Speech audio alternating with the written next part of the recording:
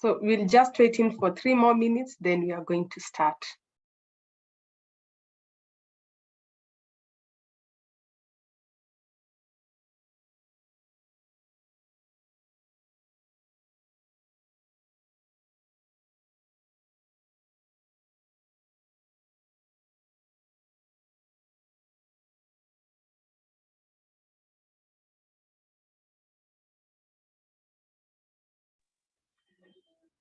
Frida, maybe as we wait for the 3 minutes, will you allow me to ask a question? Okay, go ahead.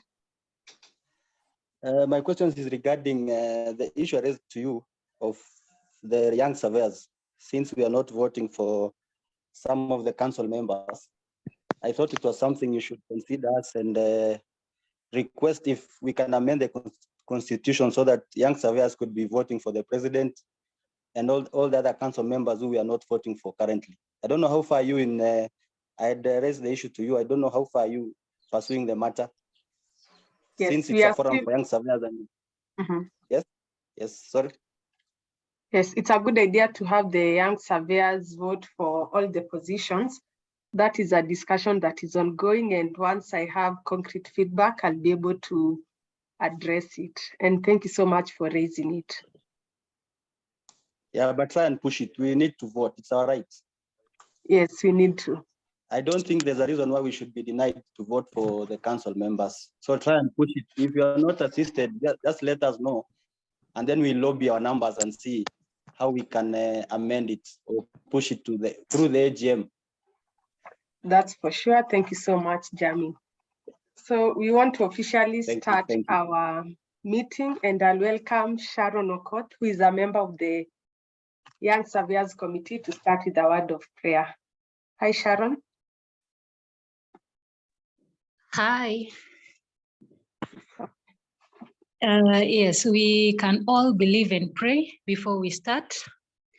Father, in the name of Jesus, Lord, we give you all the glory. We give you all the honor. We say thank you this morning, O Most High.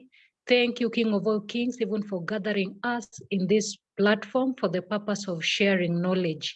We say thank you and we give you all the honor. We pray, Ebenezer, that King of all kings, through the sharing, Jehovah our God, that you may enlarge our skills, that you may increase our knowledge through whatever we are going to be to share today. Indeed, as young surveyors, O Most High, we desire to grow. We desire, Jehovah, my Father, that we may move a step ahead. And now help us, King of all glory. We pray even for the speaker, grant him knowledge. Even as we are going to share, may your Holy Spirit be with us. We give you all the glory. We say thank you even for part of us who will be joining along the way. We give you all the glory. We say thank you. May you be magnified. May you be lifted on high, even in this sharing. For this is my prayer, believing and trusting in Jesus' name. Amen. Amen. Thank you so much, Sharon.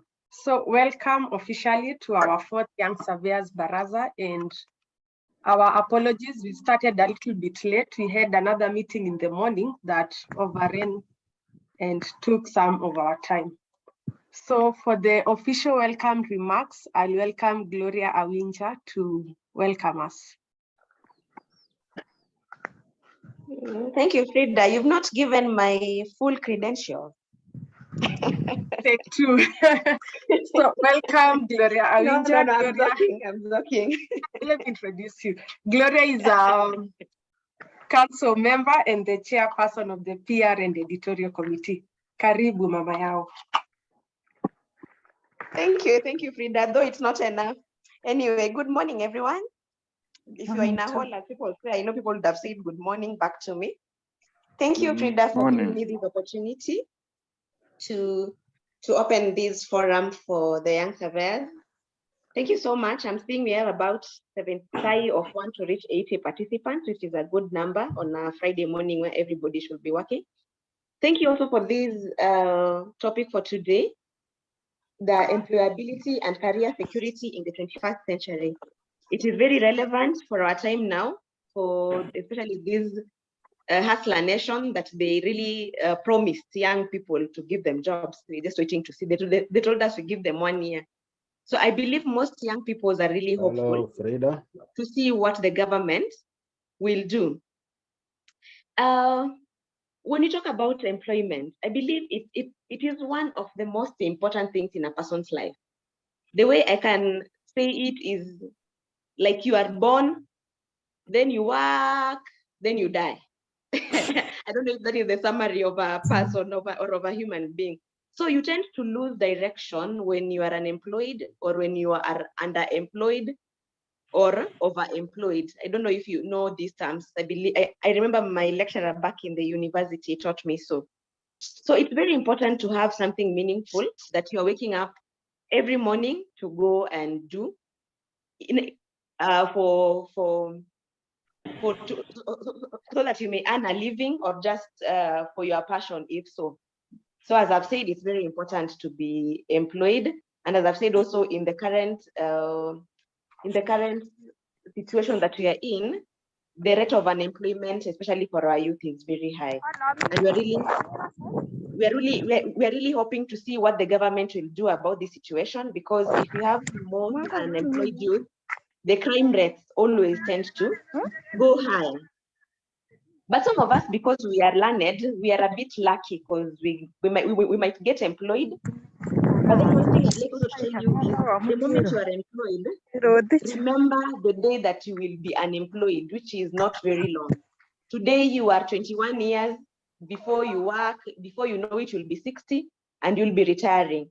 So today I'd really like to press on the issue about pension, that as early as you are employed, do not think that you are very far from being unemployed. Always start saving as early as possible for your retirement, so that you may enjoy your retirement time, and you shall not be a burden to the young ones that you might have had in your youthful years. So remember, as soon as you are employed, to start saving for your pension, and even saving for rainy days. I was told in my earlier times of employment that you need to have at least 6 months of saving. If your monthly expenditure is, say, 60,000, for example, make sure you have a bank account or in a money market or somewhere where you have 60 times 6, 360,000 lying untouched, just earning you interest, so that in case your employer tells you your services are no longer needed here, at least you have the 6 months that that your lifestyle will not change, which will help you not to be stressed. And then it's an enough time to help you look for another employment if you left in a good way. And number 2, also, do not just look in Kenya, spread your wings. The surveying profession is not only needed in Kenya, so do not sit down and say that I've not gotten an employment in Kenya. Spread your wings. You can bring a pro forma Wichanga for you, you fly out, and then you can be able to make money outside there. Something else I also like to mention about this is when you have the privilege of being employed, give your best to that institution. Do not look at it as a means. Okay, it might be a means to an end, but try, and when you are there, to give your best. Make sure you have high integrity levels, make sure you work hard, make sure your attitude is the correct one, and make sure you keep improving your soft skills. If you're not in LinkedIn, please join LinkedIn and spruce up your profile. And even you can even do those few skills. They normally bring up soft skills depending on your area of expertise. So try, in your free time, try and do a course or two. It will sure help you in your next job assignment or when they want to give you promotion. So that said, I'd just like to thank you again, Frida, for bringing up this conversation. We have a very good speaker today, Mr. Nashon Adero, who is the founder of Impact Borderless Digital. I'll be here in the room, sitting at the back, seeing the noisemakers and the ones who are not contributing. So kindly listen up, and at the end of the session, ask questions on things that can help you to be able to present yourself well to employers. And if not, how do you even start your own company now that we've done a technical course? These are some of the things that I believe our speaker will be speaking on today. And without much ado, I wish you a good listening. I wish you a nice time, and I'll return the mic back to Frida, your chair, to take it up from here. Thank you, Frida. Thank you, Gloria, for that very elaborate welcome remarks. So we also have the presence of some council members. I see we have Ayub, you may unmute and salimia wananchi. Yes, good morning. Can you hear me? Yes, we can go ahead. Thank you very much even for the opportunity for us to say hi. Yes, I'm a council member. I chair the property management chapter. I'm also the vice chair of Estate Agents Suggestion Board. And still, I'm also a young surveyor, still under 35. Just to encourage you to, of course, empower yourself, and also for the ones who have a related background, you need to register as an estate agent.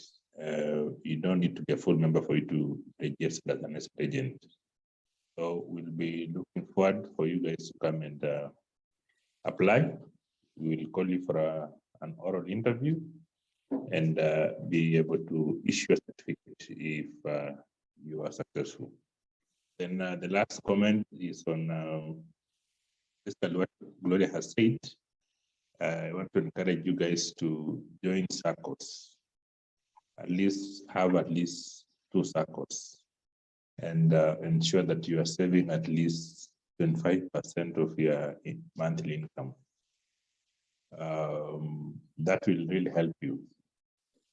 As you age, you'll use your circle savings to secure loans so that you're able to invest even as you progress in your career.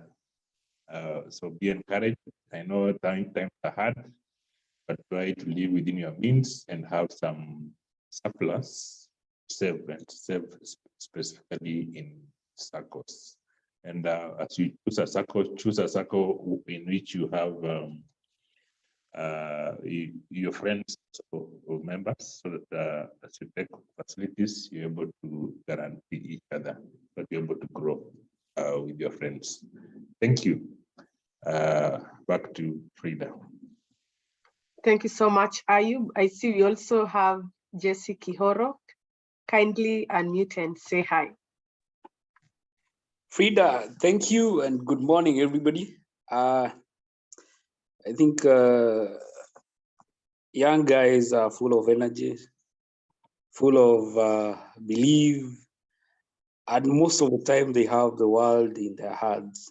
And I believe you guys are at that age where you have the luxury to make mistakes.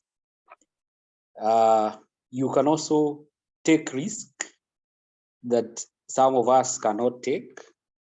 And as I have heard Gloria tell you, the glory is out there. It's not only in Kenya. You can go out, explore the world, go practice surveying outside the country.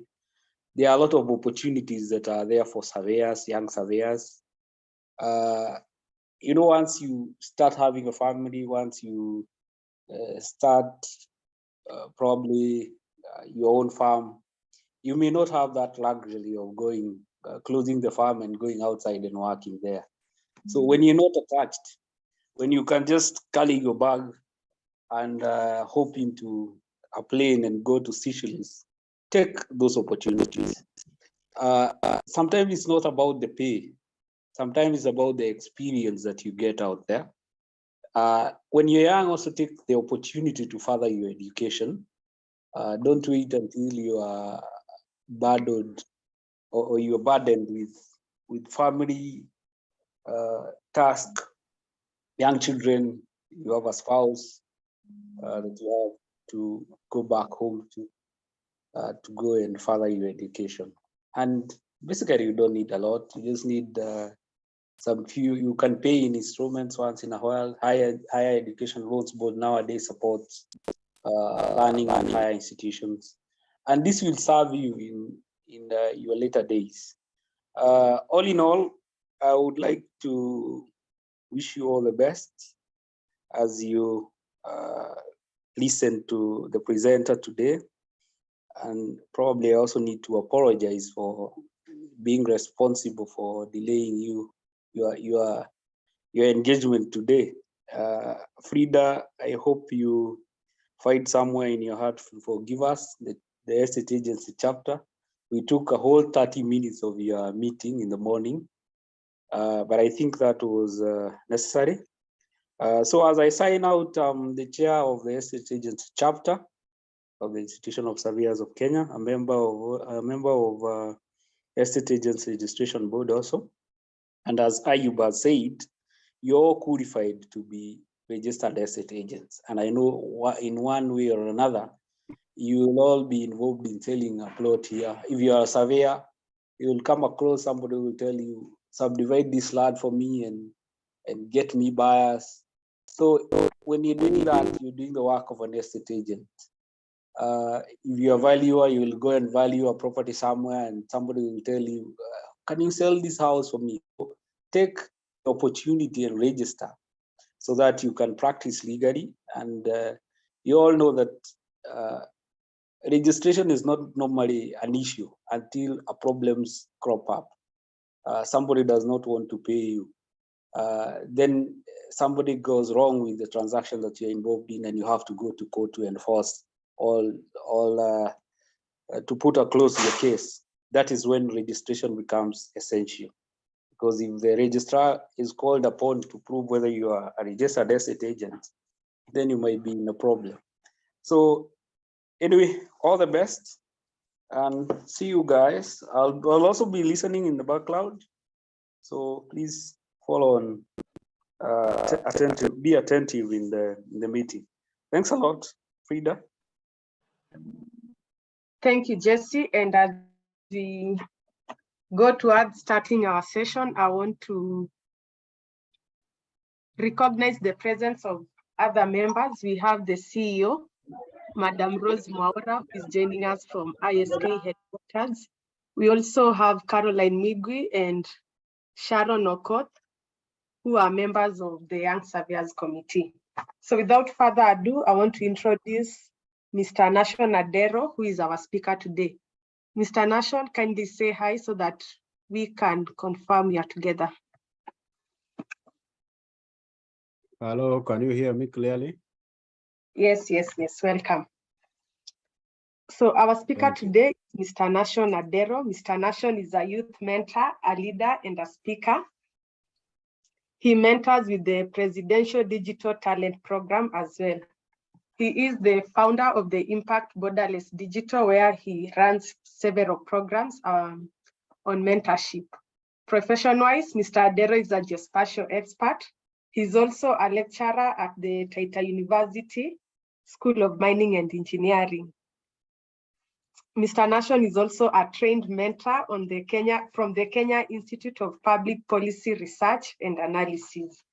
So just to tell you something extra that is not on the bio, when I was elected to this position, I remember Mr. Nashon was one of the people who called me, and he said that he's very passionate about mentoring the youth and that there are many programs that we can do together.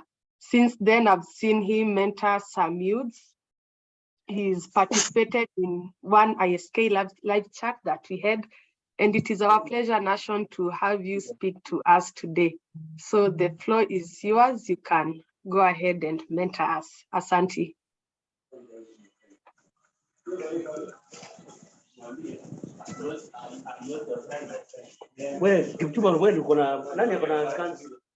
So let me know if you can see the full screen. Yes, we can see the screen. Okay. So thank you, Frida. And it is my pleasure once more to speak to the young people, and more elated to speak to the young people in the geospatial community, because that is where I belong. And today you have said rightly that it is the Young Surveyors Baraza number 4. And just let me know if there's any interference with sound, you can let me know so that we can have crystal clear recording. So we have the topic of today, employability and career security in the 21st century.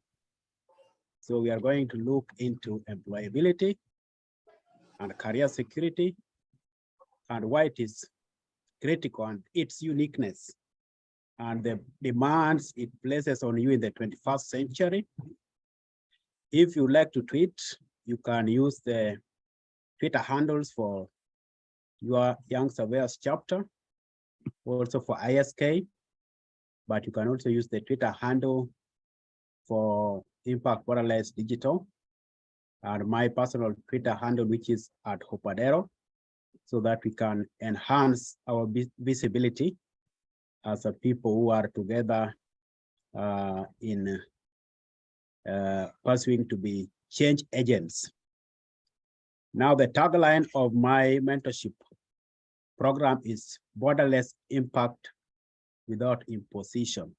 And that is why I named the program Impact Borderless Digital. We need to have an impact which is measurable.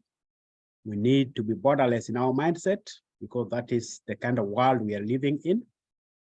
And we also need to ensure that through mentorship, we attract the right material. Mentors are like magnets. I wrote that a few weeks ago, that mentorship is a selective enterprise. And like a magnet, it attracts the right material, the magnetic materials.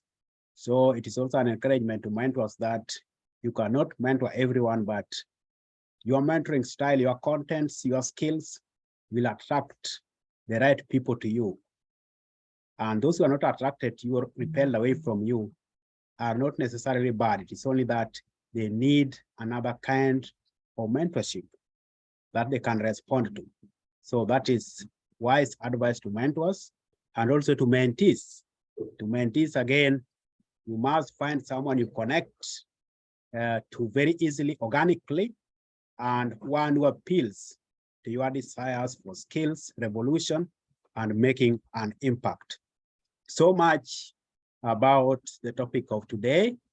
So you can see that is Impact Borderless Digital. It is more than 2 years old now since it was officially launched as Impact Borderless Digital. It used to operate under a different name, but so far this mentorship series has been on for a decade. So some core values: diligence, excellence, and intergenerational responsibility. And I believe as we talk to young people today, intergenerational responsibilities would come out clearly, because we must ask ourselves, what are we bequeathing the next generation through our responsibility? It places a demand on us to be excellent in refining our gifts and also to be diligent. It has been hyped so much that we need to work smart, but we also need to ask ourselves, can you work smart without working hard first? So diligence is key. You must work hard, because practice, we say, makes perfect, but that has been challenged. We say perfect practice makes perfect. So perfect practice demands of you hard work so that you can be above average and make an impact and be a go-to person. So where I lecture is Taita Taveta University. So if you don't know where Taita Taveta University is, as a geospatial expert, I've made a map there for you. And you can see, using this geographic coordinate system, where we are. This is the pin, Taita Taveta University, and not far from Voi town, about 7 kilometers from Voi town. This is the standard gauge railway line. You can see it. And Voi is one of the towns highly privileged to have the train station close to it. You can drive from Voi town to the train station in less than 10 minutes. And you can see it's a large county measuring 17,000 square kilometers, but over 60% of that is occupied by the Tsavo National Park. Very interesting for surveyors, geospatial experts to analyze land use and land use changes. We also have minerals, mainly industrial minerals and gemstones within Taita Taveta County. And that is why Taita Taveta University primes itself as a mining university, Kenya's premier mining university, with extensive collaboration with other universities of mining in the world, including Germany and Australia. So the Tsavo National Park, iconic, you can see animals in the background, very familiar. So if you visit us, you'll never miss a chance to see some of those iconic assets in our flora and fauna. So Frida has already done this part of introducing participants. We have youth from across Kenya and I believe also globally, because this is a virtual forum, and we have youth within this community who are studying abroad or working abroad. I believe we have opinion leaders, some decision makers within civil society, policymakers, administrators, and youth mentors.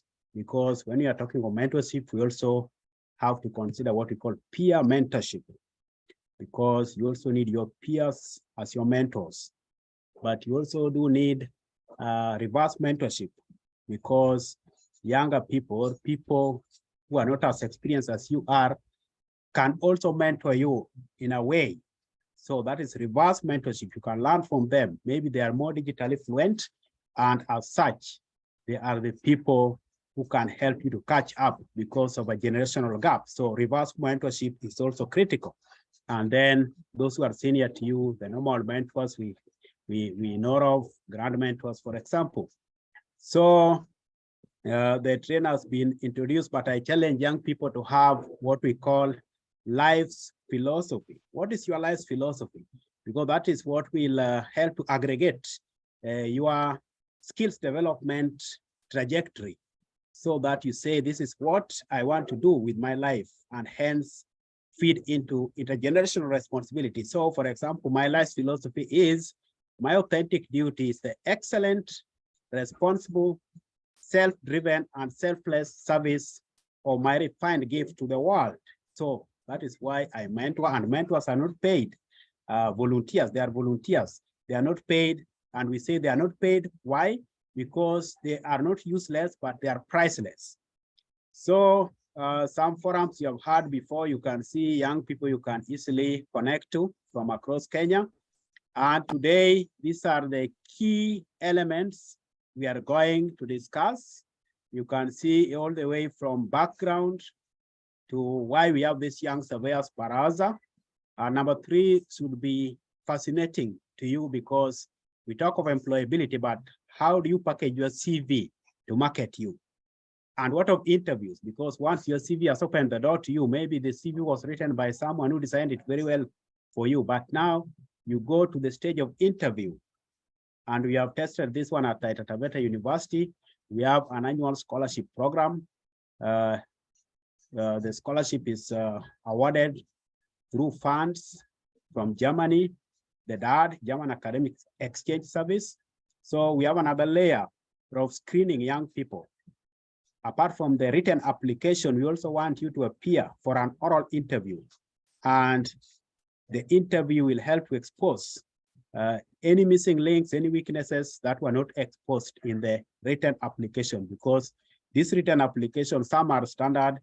You can also copy from someone can do it for you. So the CV is good, yes, but it is only opening the door to the arena of engagement. Now, once you've entered the compound, how do you make a case for yourself before the interview panel? And we are going to look at some 22 inescapable interview questions and how to answer them. Then the dichotomy between employment security and career security. And we'll end with point number 6, your passport to the world. And those who have spoken before me have emphasized that you must have this global worldview, that you are being trained not for Kenya, not for your home county, but for the world in this era. So you must have seen 4 V's of impact, and this one ties in with the message, the key message of today. These 4 V's, I say you must have a vision, focus on the summit, Is your vision in the geospatial community, for example, to be a top practitioner in engineering surveys? Or do you want to go more into unmanned aerial systems, or if you like, uncrewed aerial systems for gender neutrality in the terminology? But what of visibility? And this is where a good number of us fail. You think that by scoring well, your first class honors, upper second degree, it is good enough. No, you still need to be visible. So how do you network? How do you reach out so that your skills can be noticed and you can make space for yourself, even in key appointments in decision-making roles? And value, you must practice excellent and provide excellent teaching and research. And I would add practice, because it is not only teaching and research, you also have practitioners. Another area that needs more emphasis is volume. And here I refer to the critical mass. For example, if we are to ask ourselves today, how many specialist mining surveyors we have in Kenya? So we also need to look at areas that are still needy of experts and aim at encouraging young people to train more in that area and specialize so that we can have a critical mass. So those are the 4 V's that I am talking of. So some comparative metrics here, and why do we have them here? We challenge you as a young person, look at Africa, where we come from, or priority focus now, and look at how young Africa is, median age of only 19, compared to the USA only, which is 38, and 47 in Japan and Germany, and Kenya, like Africa, just 19. So in Kenya, it means 50% of the population is more than 19, and 50% less than 19, under 19, look at that. So we are dealing with a very young population in Africa, and you as young people are the future of the continent. What of, if I could add here also, we can reveal the statistics that 40% of Africans age below 15, but if you look at the global figure, 40% age below 25. So you can see that gap of 10. Again, the future of Africa is in the diligence, discipline, and responsibility of the youth. And these are some other, even when it comes to urbanization, you can see Africa is soon becoming 50% urban, if you look at this figure. So talking of organized development across space over time, and how geospatial technologies can be applied to ensure that organized development, you have a key role to play, because the future of Africa, like the world, is urban. The world is already more than 56% urban now, and Africa more than 43% urban. So the future is urban, and I'm showing this example. This is Cairo, Egypt. The night sky, you can see what is happening in terms of population growth and the need for organized development. So you can ask yourself, is it that we lack opportunities to be useful, or we are the ones not doing our best to refocus our skills development strategy? So again, in your daily interactions with other people, go broad in your focus in skills development. Don't just confine yourself within one sector. Know what happens in the public sector and how you can contribute in the private sector, in civil society. And in Kenya, for example, read about the national development visions we have. In Africa, for example, AU 2063, you have to read all this and then ask yourself, how can you network beyond your immediate borders? So international exposure also very important. And here I'm just showing the places I've been to for international exposure, so that one can be equipped to deliver during such mentorship forums with insights that go beyond your immediate nationality. And that is what we need if in this era you have to prime yourself as a true mentor. The world has become borderless, highly connected. So looking at the future of work, which is a key phrase nowadays, we are thinking of the future of work and how radical shifts will challenge your skill sets and the need for reskilling, upskilling, and what we call deep skilling. So look at this finding, which is was recorded a decade ago, that 65% of primary school pupils will be engaged in jobs that still do not exist yet. And that was published 10 years ago. So we can say that those who were in primary schools then, a good number have crossed over and maybe in the job market. And so the jobs that were there by 2012 are not being created yet. And it is true even now that there are new openings. For example, if you look at what is happening with automation, big data and data-driven digital revolution, as a surveyor or a geomatics engineer, you'll have to be engaged more and more in data processing and decision support systems. But your knowledge of how data works, accuracy, scale, and all that should be able to elevate decision-making and policy development beyond what we call non-parametric policy making. Non-parametric means you just come and discuss.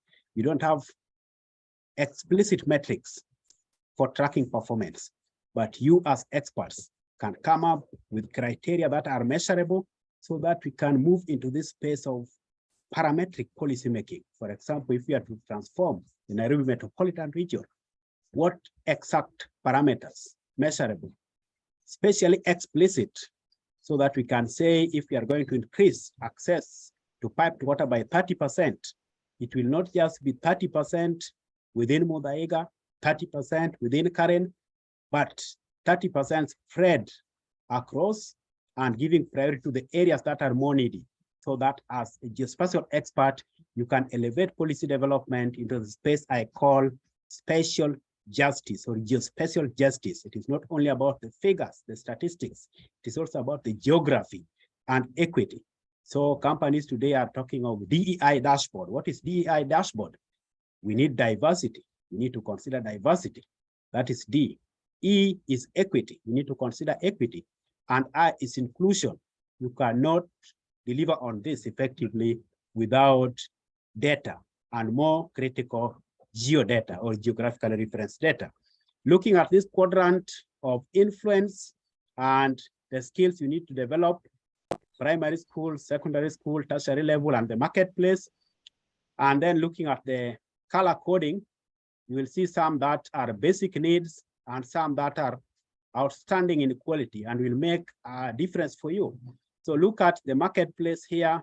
We need more of skills in volunteering, multilingual skills, creativity, people skills, leadership, systems thinking, fundraising skills, refined talents, innovation, innovative research and development. But come here to tertiary level, secondary and primary, and look at where we have rated those qualities and ask yourself, is your education system doing justice to your skills development and matching it to your talents so that when you enter the marketplace, you can have high influence. For example, these qualities of super influence. So because Frida has the PowerPoint, you'll be able to study this quadrant more keenly later. But for now, you can ask and challenge yourself. Where should you move from routine focus to competitive quality and then outstanding quality? So again, people are talking of climate change. People are talking of net zero emission and meeting nationally determined contributions when it comes to climate change mitigation and adaptation measures. Now look at this example from Finland. This is a public library in Helsinki, Finland, and it is a net zero building. If you look at it, you'll agree with me that geospatial experts have contributed substantially to coming up with such organized development together with other engineers, even to ensure the orientation of the building can ensure maximum natural lighting during daytime. So mapping the path of the sun, the declination and all that, which are normal stuff for geospatial experts, should make for interesting intelligence and skills development in this area. So I'm challenging you as young people that don't think of yourself as someone who will just subdivide land and refer people to buy this house here and there, but you are critical to the net zero future that we are targeting. And this is where global attention is. You are critical to ensuring that we can have GS-based metrics for parametric policymaking. You are critical to ensuring that you deliver on green building initiatives and revising the building code. And look at this other example. So this is Hong Kong, for it to be organized in terms of mass transit solutions and to preserve the landscape, you need those technologies. For example, nowadays we are talking of drones and how they are transforming imagery-based solutions. So you can see you are all here as well in terms of 3D modeling, planning, and monitoring changes across space over time. This is not the SGR in Voi or passing through Voi, but rather an example from the Netherlands to facilitate animal crossing. So we have also attempted in Kenya, if you look at the SGR animal crossings, how they are constructed, but can we make them more green and environmentally friendly so that when it comes to animal passage and all that, there can be minimal interference. Again, that needs careful planning, landscape analysis, and all that is within your purview. When it comes to housing development, best practice, for example, nowadays we are talking of increasing population in urban centers. So we go for densification and high-rise buildings, but how do we ensure the structural integrity and how do we ensure that we can monitor them so that they can remain reliable and safe for human use all the time, including early warning systems. And these early warning systems must have sensors, and these sensors must be able to transmit information based on location for rapid response during emergencies. So much about that. I'll just pass quickly across some of them. For example, Slovakia, Germany, and now here I want to mention, even as we talk of increasing population, we must also realize that in future we'll be having the demographic pyramid shifting, and we'll be having older people. So it is not only about childcare, it is also about elder care. So look at this example in Germany. This is old people's home. So when people have grown so old, the government takes care of them to ensure that they have old people's homes such as this. And what are some of the key needs for such people? So if you're thinking of the future as young people, are you preparing for this future so that we can anticipate development and what the same requires of us? Yeah, so here I'm just saying that there's no ready-made success. That is a mirage. You need to work on yourself, refine your talents. And here is why I talk of 4Ds. These 4Ds are diligence. You need diligence, you need discipline, you need to be determined. And don't forget dignity, how you carry out yourself determines a lot. It will determine whether you can get that appointment, even though you came third or fourth. Your dignity is critical to employers. And then the 3 Ps, in fact, we can even talk of 4 Ps. We have purpose. You must be purposeful. You must have principles. You must have passion, and you must have a plan. So 4 Ps. And then the 4 Vs which we have seen in that graph I displayed earlier: values, vision, visibility, and volume. And now going into skills, this research was carried out way back 2014 to 2015. And this is what it revealed, especially among the young people we have across Africa. It revealed that when it comes to emphasis on training, we have more on numeracy. And who can read the other one? Numeracy, which one is higher on the x-axis than numeracy? Skills, which one can you read so that I can know that we are together? Literacy. Literacy, of course, but look at the trajectory of impact on innovation. This is a survey that was carried out globally, informants, as well as young people answering. So the impact is less than 75%, as you can see. But look at the marketplace, what we need more in the labor market. For research, for example, we need people who have developed a keen interest and aptitude in scientific inquiry, in system thinking. And then we even need special intelligence. These ones, on this scale of 0 to 100%, have impact of more than 80%. Even communication skills, you see how it was rated, 86%. But look at the level of emphasis in the training curriculum that we have, below 50% emphasis. So we give more emphasis to these basic skills, but what we need more to impact innovation is lacking or is missing out. So the challenge here is we must bridge the gap. Formal education may not do everything, but we must bridge the gap through Young Surveyors Baraza and similar forums, which challenge young people to seek mentors and also be dedicated to their own skills development through self-drive. And nowadays it is easier because you don't need to look for libraries to read something from a book which was published and is already 10 years old, for example. You have the internet, the information superhighway. So it is easier for you to accelerate your skills development in a well-targeted manner. And we are talking of the knowledge doubling curve. It has been said that around 1900s, knowledge used to take 100 years to double.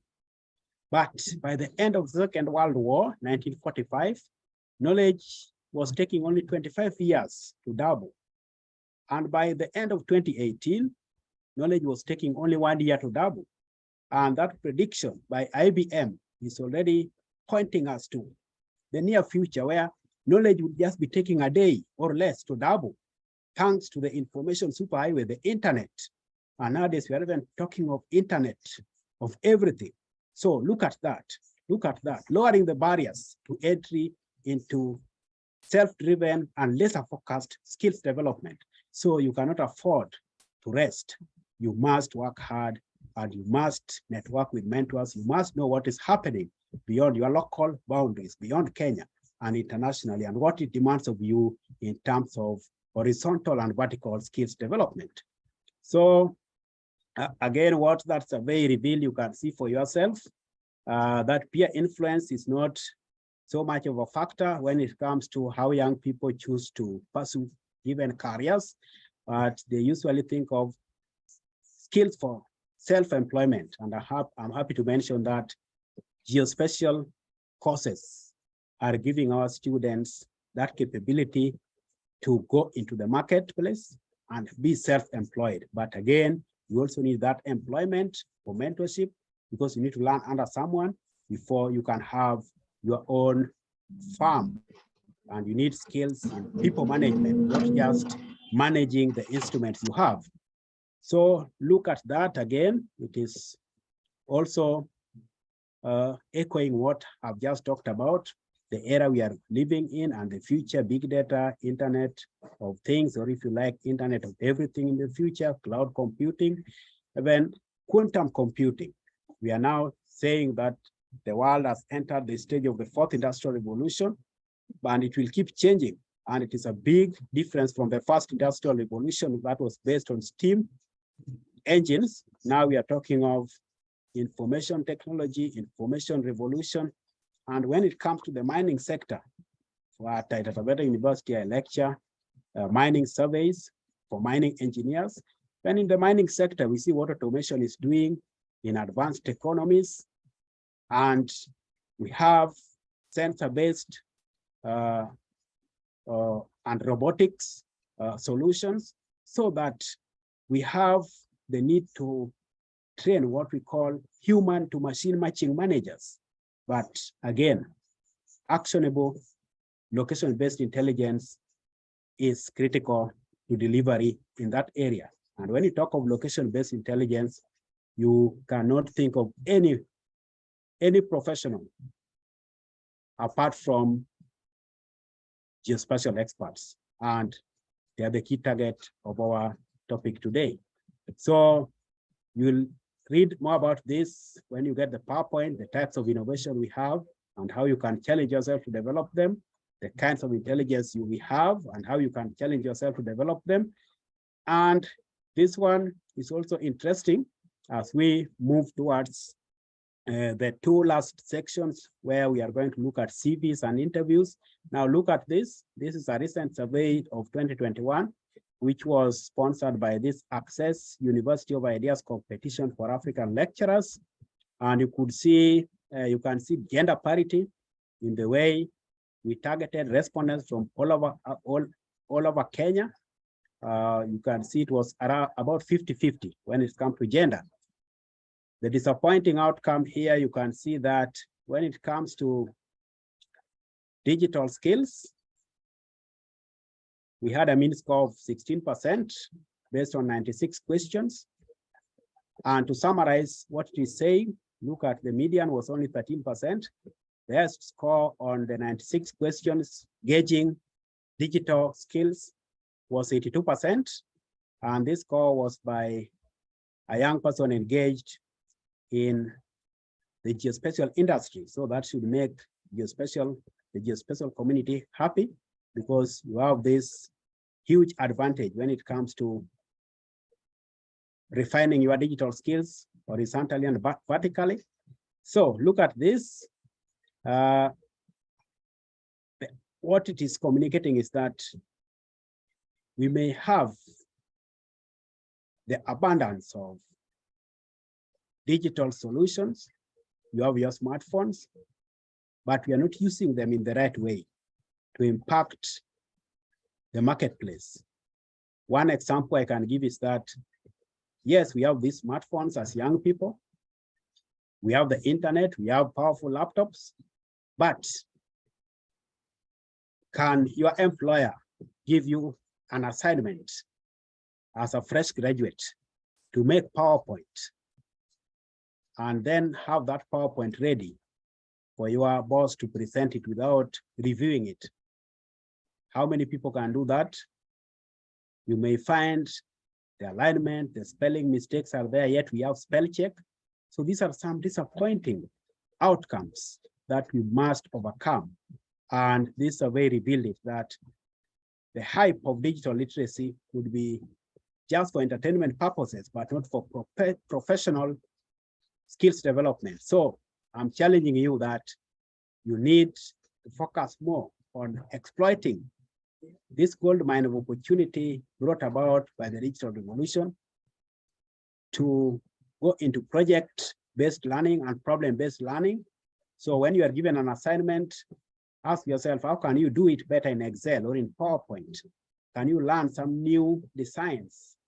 And even with the YouTubes available, can you be disciplined enough to do that? And we'll see some common examples that you can install on your smartphone so that you can have better chance at competing against young people from other parts of the world when you are talking of a borderless mindset. So that was the age bracket. Again, you can see it focused mainly on people aged 18 to 35. And I believe the people are talking to 90% are within this bracket. Highest level of education you can see. And I believe the people are talking to are also mostly within this distribution. A good number, either university students or bachelor degree holders. And look at the skills development paradigm. You see most people identify their gifts before joining tertiary level. If you look at the percentage saying that before joining tertiary level, they are definitely identified their gifts, it is less than 30% here. And the rest saying either fairly, vaguely, or not at all. So I have to correct that statement by saying that most people join tertiary education level in Kenya before identifying their gifts. And so targeted talent development is receiving a lot of injustice. And so that is why mentorship has to come in and bridge the gap. And we should even do it at an earlier stage. So in terms of choosing the career lines you have, to our surprise, it came out that parents are the most dominant, apart from self-drive. So the majority were saying they chose themselves, that is 30%. But what of third parties? If it is not yourself, then parents come in at 17%, more than even mentors and teachers. So again, that is something that you should note down, even as you advise other younger people behind you, your siblings, on why you need to be exposed, why you need mentors in order to sharpen your talents targeted to the marketplace. So again, if your educational training brought out the best of you in terms of talents, look at this outcome. Only 40% saying only a bit, and you can see less than 30% said definitely yes. So if less than 30% say definitely yes, it means we have more than 70% that are not sure yet. So if it did, where did this happen? And you see tertiary level 26%, but even after tertiary level, a good percentage, almost 11%. But look at during industrial attachment and internship. So using this as a strong point, this is all 18%, that this industrial attachment and internships should not be taken lightly. So employers who are here should be happy to hear about what they have, the spaces they have offered for industrial attachment, for internship, are indeed benefiting at least 17% of these young graduates in terms of developing work-ready skills for the marketplace. So in terms of whether the skills you acquired in college are relevant to the current job market, again, the youth believe that those skills are relevant. Only 8% said not at all. And so there's rich ground here for mentorship at employment place, at workplace, in industry, in learning centers, to ensure that we can enhance the skills profile of our young people. So as I conclude this session so that we can go into the CVs and the rest, you must have seen in the outline for today that I had so many F's. And this is something I've learned and other people have learned, that you must be ready to volunteer. If you want to be an expert, a go-to expert, you have to start by volunteering your gift. So brands volunteer their gifts, first for fun, for free for friends. Don't shy away if you are just working for free for your friends, for fun.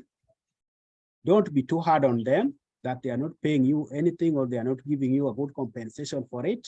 Use it as an opportunity to hone that talent. And once you have done it for fun, happily, for free, for friends, or for the community, I assure you that you will reach this maturity of full refinement and fruition. Then you'll be deployed for a fortune for farms, where fortune, you know, means you'll get handsome compensation, a lot of money, and you'll be a go-to person. You won't have to write to them. You'll just hear them calling you that we have this problem to be solved and you're the one who can solve it, but you have to go through all these stages. So don't be mean with your gift. Use it to serve others, first for fun, for free, for friends, and then following full refinement and fusion, you will get deployed for a fortune for farms. So aspire again to digital fluency beyond digital literacy with horizontal solutions. Why do I say horizontal solutions? These are the common solutions or packages, computer packages we have.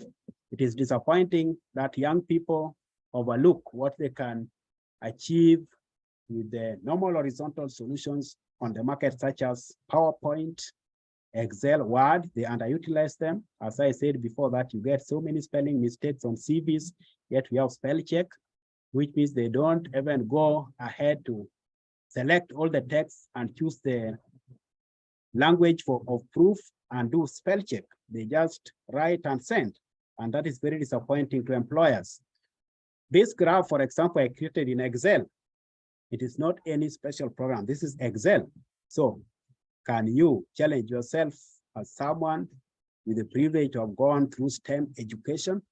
You understand logarithms? Can you have a logarithmic scale and display to policymakers during COVID, for example, how the testing rate was varying across African countries and selected countries outside Africa, and how the web is either expanding or narrowing. And this is compelling enough if you can present the same to your employer during decision-making or brainstorming sessions. So that's why we are talking of education 4.0 in the era of the fourth industrial revolution. Education has to go beyond. Someone is saying they can't hear us. Frida, can you hear me? Yes, we can hear you. Michael, please check your device. Okay, so we are challenging you to move beyond digital literacy to digital fluency. And this is something you can learn from your mentors, those who have done it. So we talked of careers. Careers. Now look at careers. So the argument here is that employment security is fleeting. Why? Because the rate at which we are creating those jobs in government institutions, in the private sector, has not matched the rate at which we produce graduates from training centers. So is it possible to talk of employment security? And if you go into the employment space, even in Kenya, you realize that young people stay on a job for 2 or 3 years, then they move on to the next job. So that is why the central thesis here is that we cannot talk of employment security. We have to talk of career security. And career security here is you develop your skill sets so that we can say you have built an amazing career, maybe a career in land surveying, a career in valuation. So this career will make you a go-to person so that even when we talk of the gig economy, you can gig and you can work across borders. So what we are saying is that if you develop your skill sets in a way that you can be the go-to person, then it will not be about employment security, but career security. You will have secured your career, and your skill sets as the currency of the marketplace will see you go from place to place to offer your services. And if you're a lecturer in a college, for example, beyond lecturing and the security of employment that you can say you have if you are employed on a permanent and pensionable basis, you can still find your knowledge being liquidated to solve problems for government, for private sector, for civil society. And that is the space you need to aspire to. So again, we need what we call transferable skills. And these are the market ready and future ready skills. It's not only ready for the current market, but also for the future market. And we have seen examples of that during the introduction, that we need to look into the future of cities, smart and green cities, and the skills development demands that trajectory places on you. So there must be anticipation and preparedness to solve problems not yet identified at present. That is why in research we talk of the known unknowns, but we also have unknown unknowns. So some of the skills, according to a recent LinkedIn survey, and also World Economic Forum Future of Jobs report, we are being urged that we need to develop problem-solving skills. And these are examples that you can read later from this PowerPoint, and also self-management and people skills. So why self-management? Education to be impactful and all-round should not just be education as such. You also need to develop skills in empathy, or what we call emotional management. And that is why you need self-management skills. You also need exposure, and that is why we are talking of global citizenship. And we also need to be excellent with experience. The 4 E's will make you complete, apart from formal education, the first E. But look at technology use and development.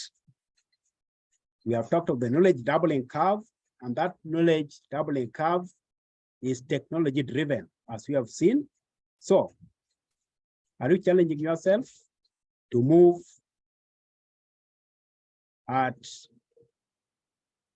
a pace that will ensure that you catch up with current megatrends in technology? And what are space technologies? And I emphasize space technologies because if you read the introduction that was shared, it is very interesting in the space industry, and hence the geospatial and observation experts, that when people are talking of planetary existence, you in the geospatial and space technology community can talk of multiplanetary experience. And I gave a good example there of the last World Economic Forum. This Italian astronaut, a lady by the name Samantha Cristoforetti, has managed to stay in space for 200 days, 200 days. That is towards 1 year. And she was interviewed when she was in space. But from space, she was as crystal clear as she was inspiring. So the interviewers were on Earth in Davos, Switzerland, and it was broadcast on Radio Davos, Switzerland. And you could see real-time communication happening very well, crystal clear. And it means that even space technology and the space economy is expanding opportunities for you. I know there are some of you are crazy enough to think beyond the third planet, the Earth. So excellence in space technologies will take you there.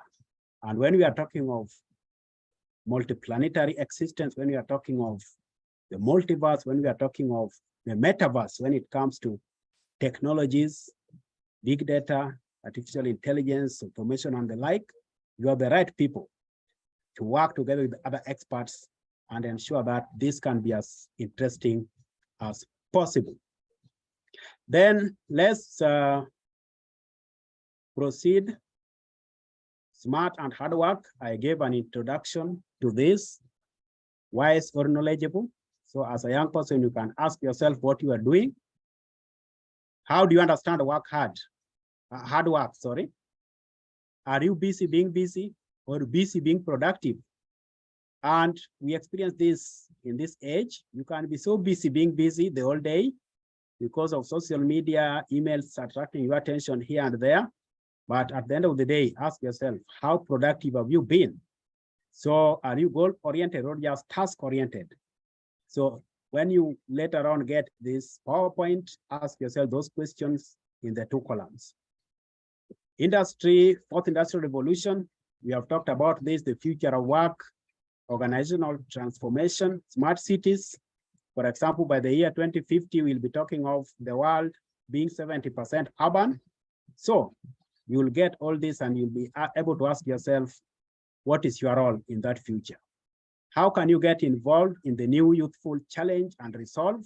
Look at the problems we have in the world, not only in Africa, and look at these huge figures.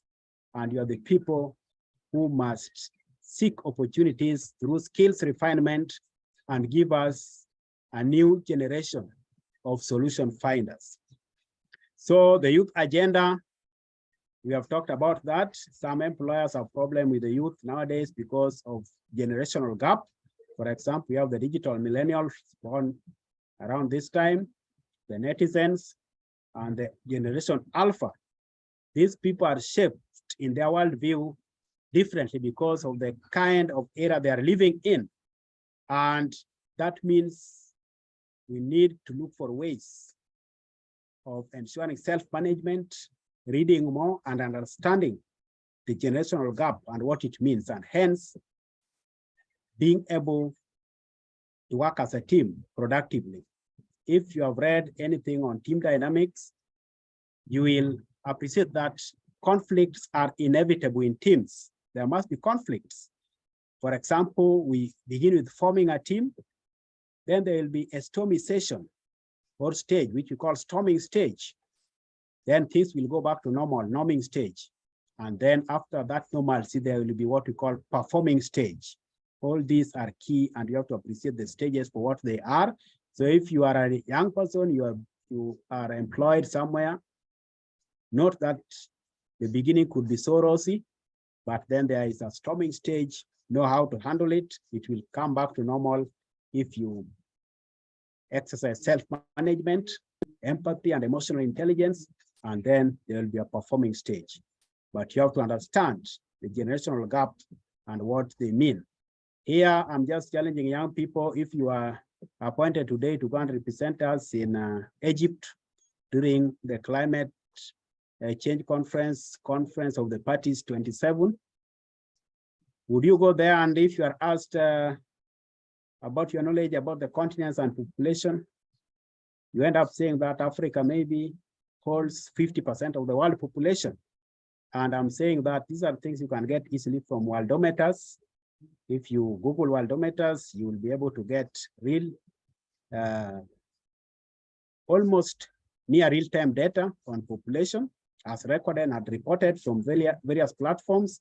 And you can see Asia alone holds about 60% of the world population. Did you know that?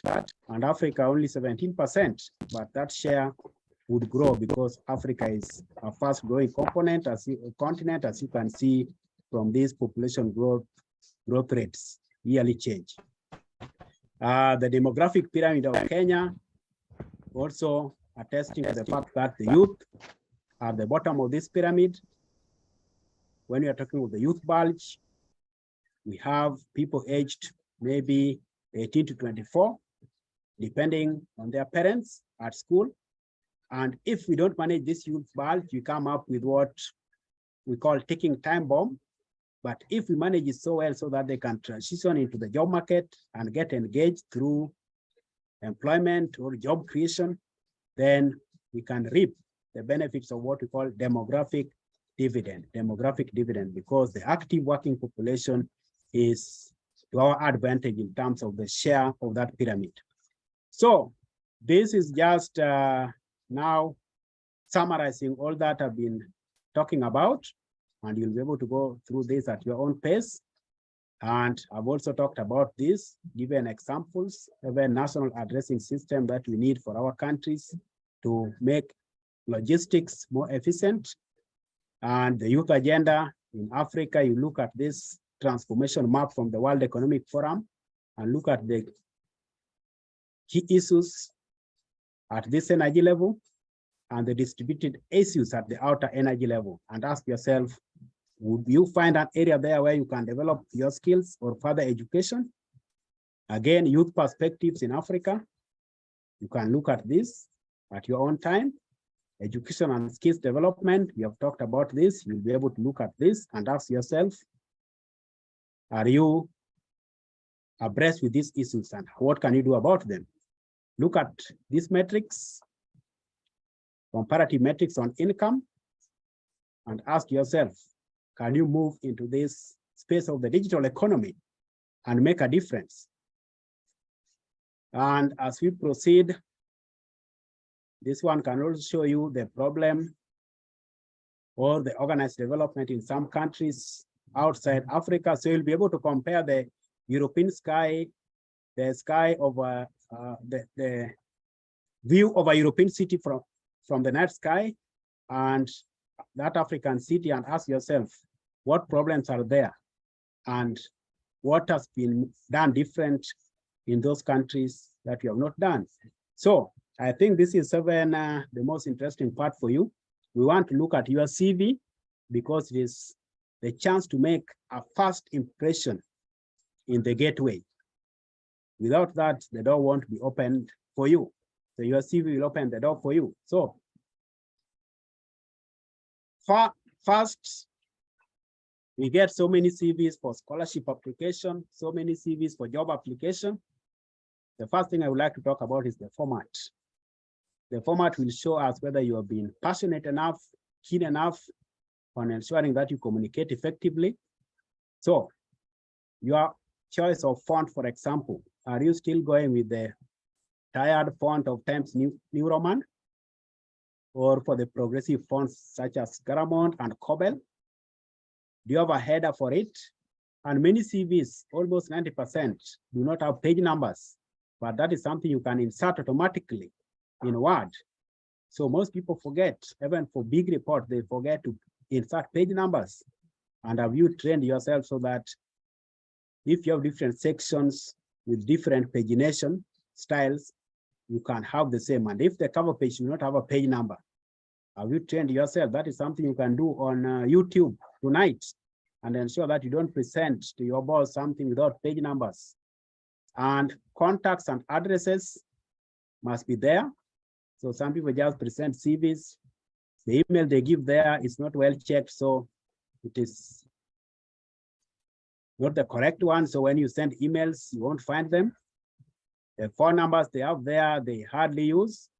And what of grammatical accuracy, not just the spelling, but also the grammar and the chronology. Some people begin with the oldest qualification. And then you look at the latest one, it's down there, you couldn't even notice it. Simple, but very powerful. Then when you go to your profile, some people exhaust us with career objective, but the employer is not as interested in your career objective, which could be selfish, not selfless. We want to see your profile summary instead, and how the profile summary addresses the job description. So please replace it with a compelling profile summary that is not recycled, but is tailor-made to address the job specifications you are applying for. Now, which skills and languages? Some people take lightly multilingual skills, but multilingual skills are also key in this era. So if you have studied some languages, apart from English and Kiswahili, and they're international, you need to place them there. Then this part is critical. Which achievements? Don't exhaust us with responsibilities, duties and responsibilities. We want to see your achievements. Because responsibilities are already in the job description, you can copy paste. But we want to see the achievements. And this is how to do it in a way that is compelling and convincing. State the achievement and how you achieved it. That is, what did you do different? And what impact did you bring? And how can we measure that impact? If you can retool your CV to communicate that, you'll already be rising above the competition. Now the cover letter, very disappointing. Even when you write emails as cover letters, most young people don't put any subject. So you just find an email with no subject, very disappointing. Then they forget salutation. This part of dear so-and-so is not there at all. They just start writing and they don't even sign off. Once we see those kinds of cover letters, once we see those kinds of email, we know we are dealing with someone who is in a hurry, not keen, and not carrying out themselves with dignity, and will not be disciplined and diligent at workplace. So take time. It is less than 10 minutes. You can get a fitting subject for your email. Don't just send emails without a subject line. Then go to salutation. If you know the person's name, address the person with the surname. So it could be dear Mr. Kamau. And then you sign off, yours sincerely. If you just know the title, then it could be chairman of department, geospatial engineering department, University of Nairobi, for example. Then you sign off with yours faithfully, because in this case, you are not mentioning the name up there, but mentioning the position. So these are just some simple, but very important tips that you need to know. Then volunteer experience. You want to know, are you volunteering? We have said that you need that volunteerism so that you can refine your skills and be the go-to person in the long run So many people neglect their volunteering experience on CVs, but they are a significant factor, especially nowadays. And what are your other engagements apart from formal duties or formal training? Then referees also matter.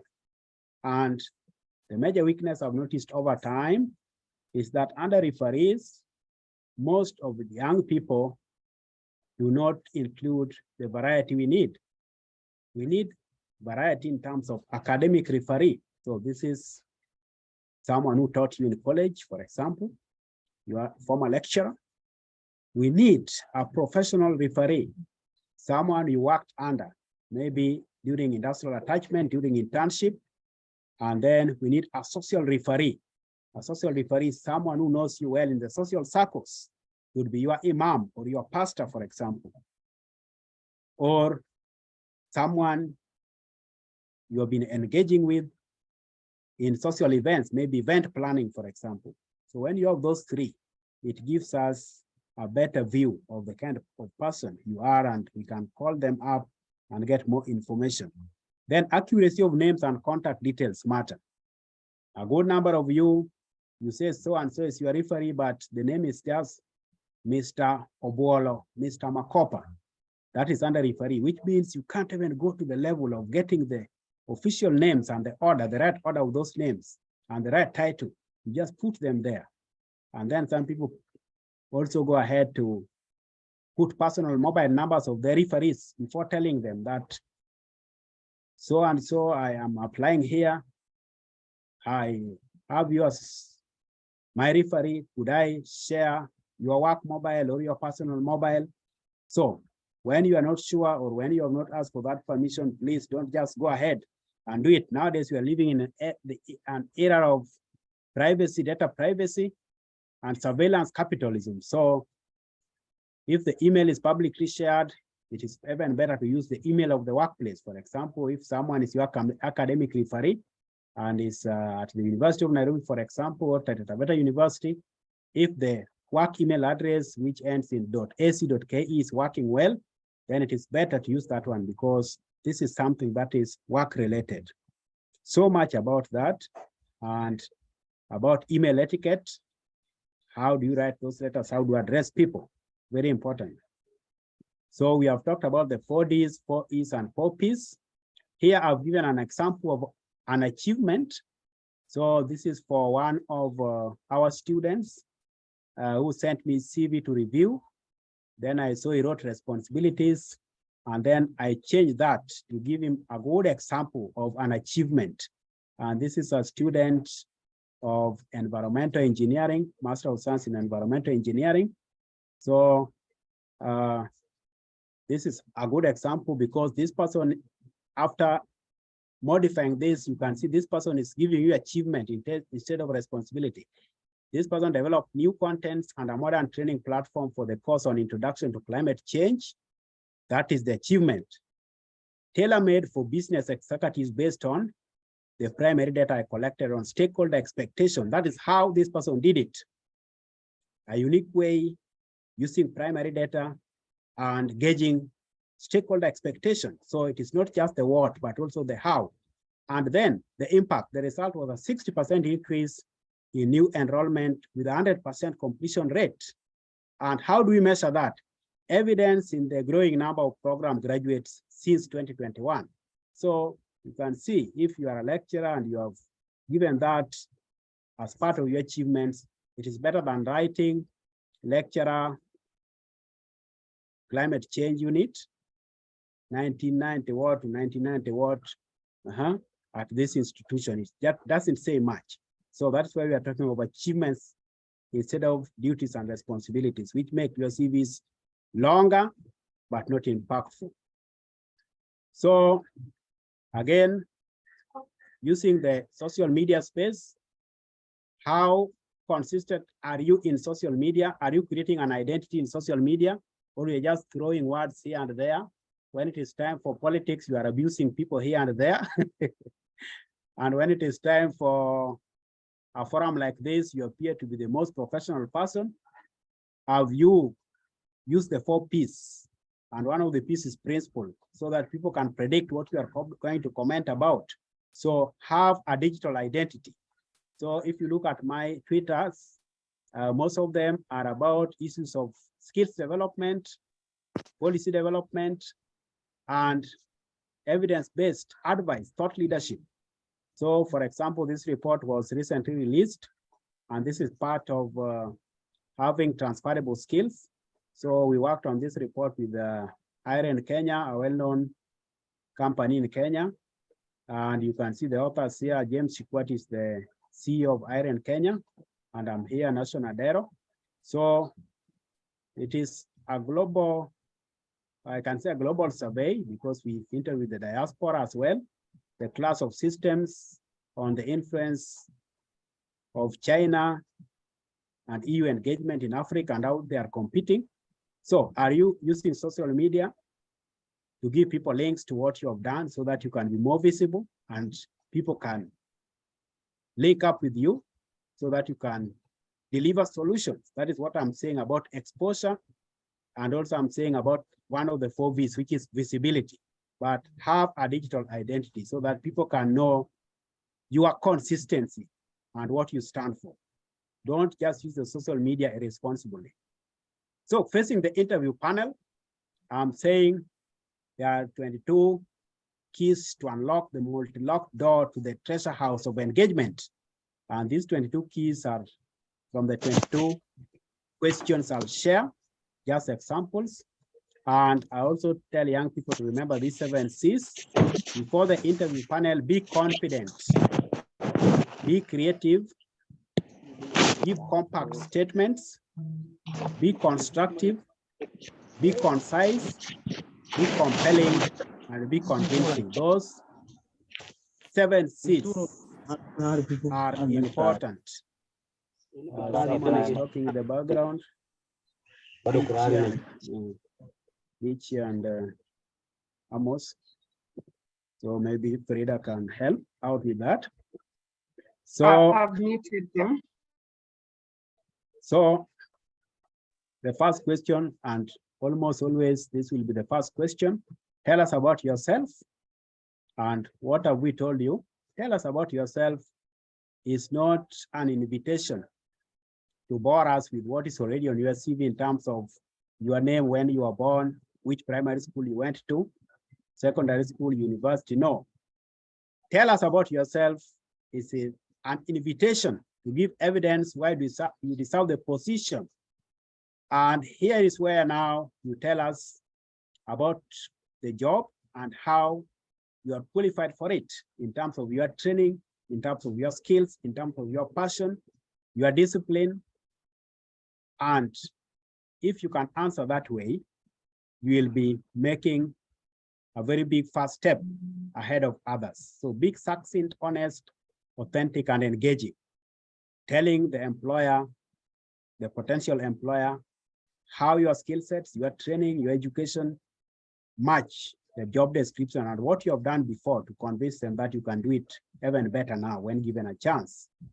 So number 2, what are your strengths? Again, be specific and authentic and relevant, and give evidence of soft skills, the milestones you've achieved. What value are you adding to the team? Some people are just so self-centered that they don't even talk of the value they can add to the team. And their pronoun is always I did this, I did this, I did this, not we did this, we did this. So you're not a team player. And the interviewer is gauging very keenly and reading between the lines the kind of person you are. What are your weaknesses? Again, communicate that weakness through trust, authenticity, and humility to learn and grow. And don't set a weakness that will disqualify you, but rather show us how you have managed that weakness before to come out better.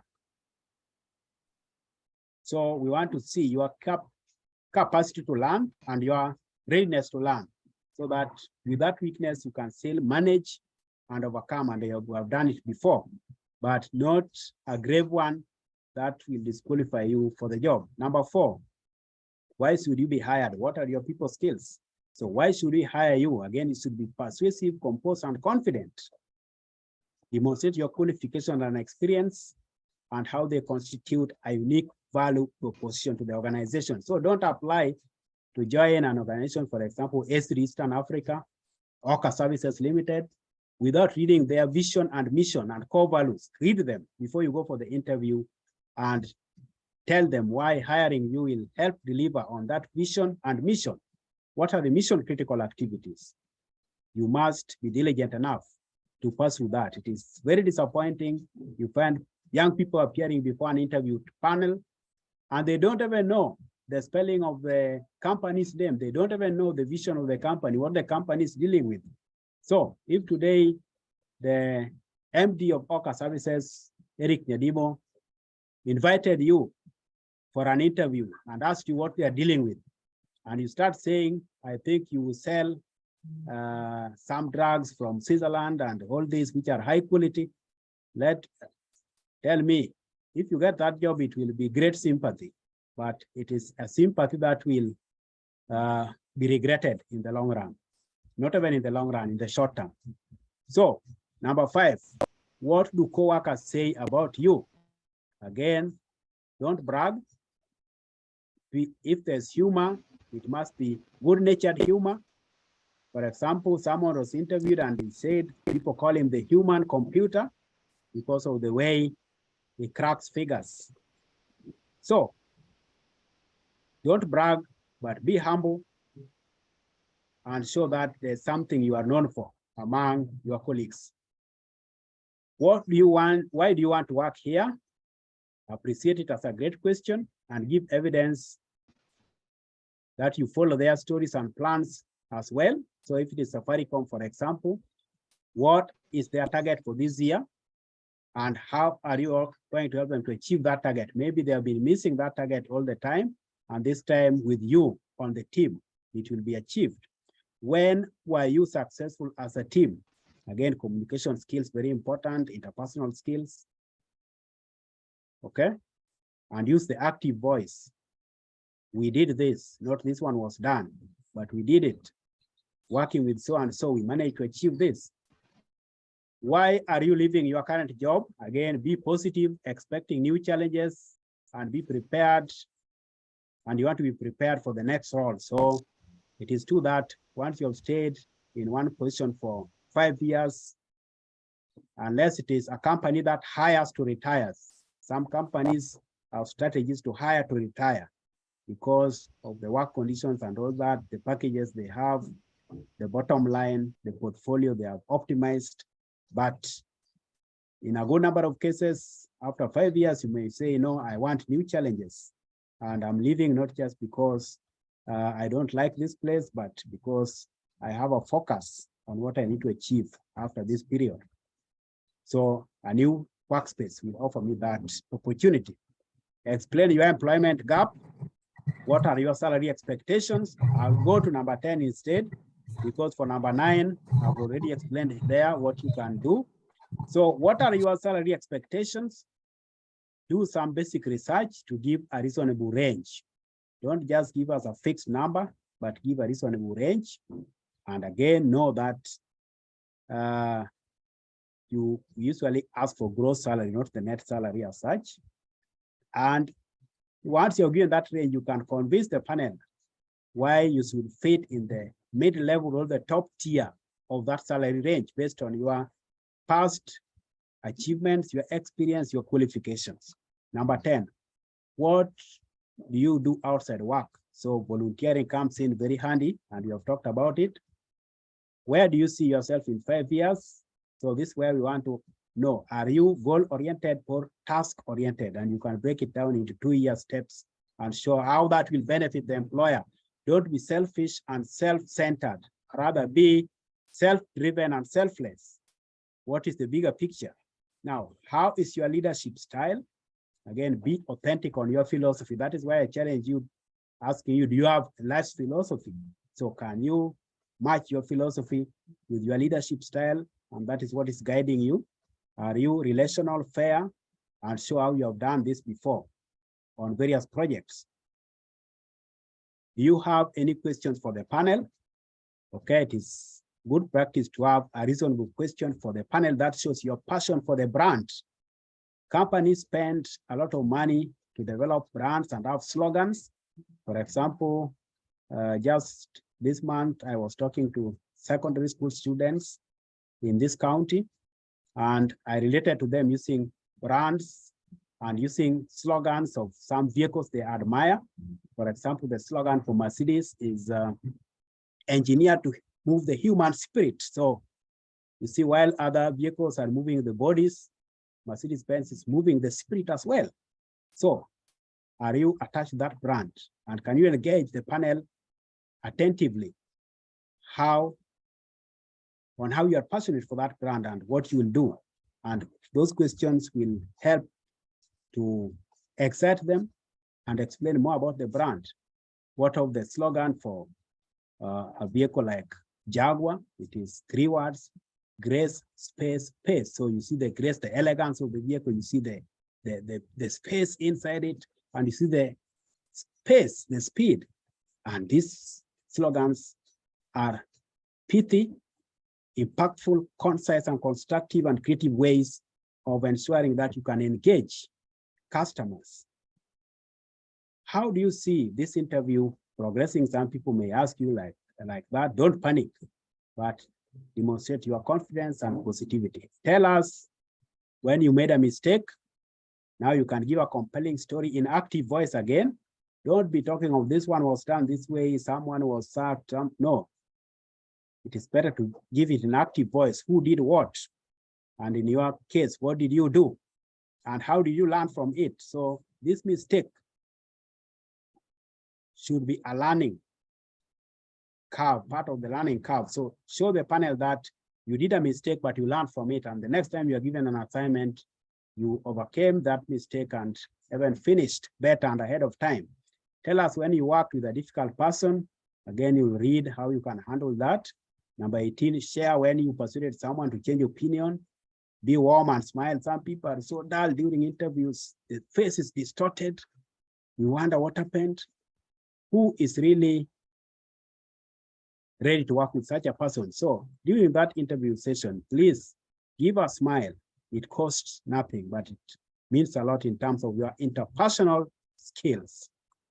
So as we move toward the end, when did you set a goal and achieve it? Again, you demonstrate how you were disciplined and consistent, stepwise, still completing the task. When did you surpass expectations, handle the same way as above? When did you handle pressure? Again, emphasize effective delivery, be friendly, glorify teamwork, strategy, prioritization, and creative problem solving. Now, the end of the interview, the parting shot. If you have to give any parting shot, as if you are confident you will do, then be genuine and specific in your appreciation. Thank the panel. In some cultures, you can even send a thank you note. Even for CVs, there are cultures. You remember from the outline, we had culture and accuracy. So there are cultures, some established cultures. For example, in Germany, people put their photos on CVs. But in other countries, you don't find them putting photos on CVs unless you are specifically asked to put it. So in Kenya, for example, you don't normally put your photos on a CV, but in Germany, it will be expected that you put it there. So read about the culture, the organization you are applying to join, and that will help you to modify your CV accordingly to resonate with the cultural expectation, because we have the people we call low context cultures and high context cultures. You need to know the people you're dealing with. So far, so good. So know about the Sustainable Development Goals. We can be asked anytime as a university graduate, and they are just 17. And you know the names of more than 17 classmates. So you cannot give an excuse that 17 is a large number. How come you know the names of more than 100 people in this world? How did you know those names? It is as easy when it comes to knowing these SDGs. There are only 17, and you can know them using this graphic and read more about them in terms of the targets and the indicators.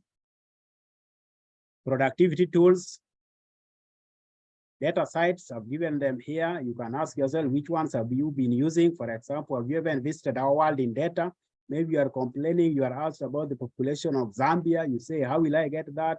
Can you give me the number of someone at Zambia's National Bureau of Statistics, but if you go to our world in data, you'll get all that worldometer, accurate to last month, for example. When it comes to calculators, some of you are struggling so much but your good smartphones, you have not even installed HandyCalc, which has all the operators you need as engineering graduates and geospatial experts. It has all those angles, it can draw graphs, and it is free. You can even go get currency exchange rates real time on it. You can get those constants we use in engineering. All this, and you say you are not privileged enough. OneNote, you have it as part of Microsoft Office. Are you even using it? OneNote. And then when it comes to programming, have you even visited Khan Academies, Solving Challenges, these links, Coursera, to train yourself? When it comes to Gmail, you even use G Drive, or you're always going for the largest hard disk space, yet you can store some items in the cloud. So if your computer is stolen, you start crying that you've lost everything, yet you are in an era when you can store your documents in Dropbox, in G Drive, so that even if your computer is stolen, you can still get it in OneDrive. For example, if you have an account, Microsoft account, you just need to log in when you get a new computer and the data will be synchronized, okay? Scholarships. I've shared some links for scholarship information, and these are some countries that give scholarships. References, I talked about this one. Motivation letter is key when you are applying for these scholarships. So I also challenge you to look at this. Have you been using them? Evernote, Edge collections on your browser from Edge. Have you even used it? Calendar, have you been using your calendar to program the day? And some of these freeware, Snap, QGIS, dictionary.com, which can give you definitions of words for on a daily basis so that you can be improving your vocabulary on a daily basis. Challenge yourself to be productive with the smartphones you have in this era. Thank you so much. That brings us to the end. And at the end, you'll find links to further reading material. For example, this new book, Project Design for Geomatics Engineers and Surveyors, 2nd edition. It is ready for pre-ordering. It has 12 chapters and has captured new developments in the geomatics and surveying industry.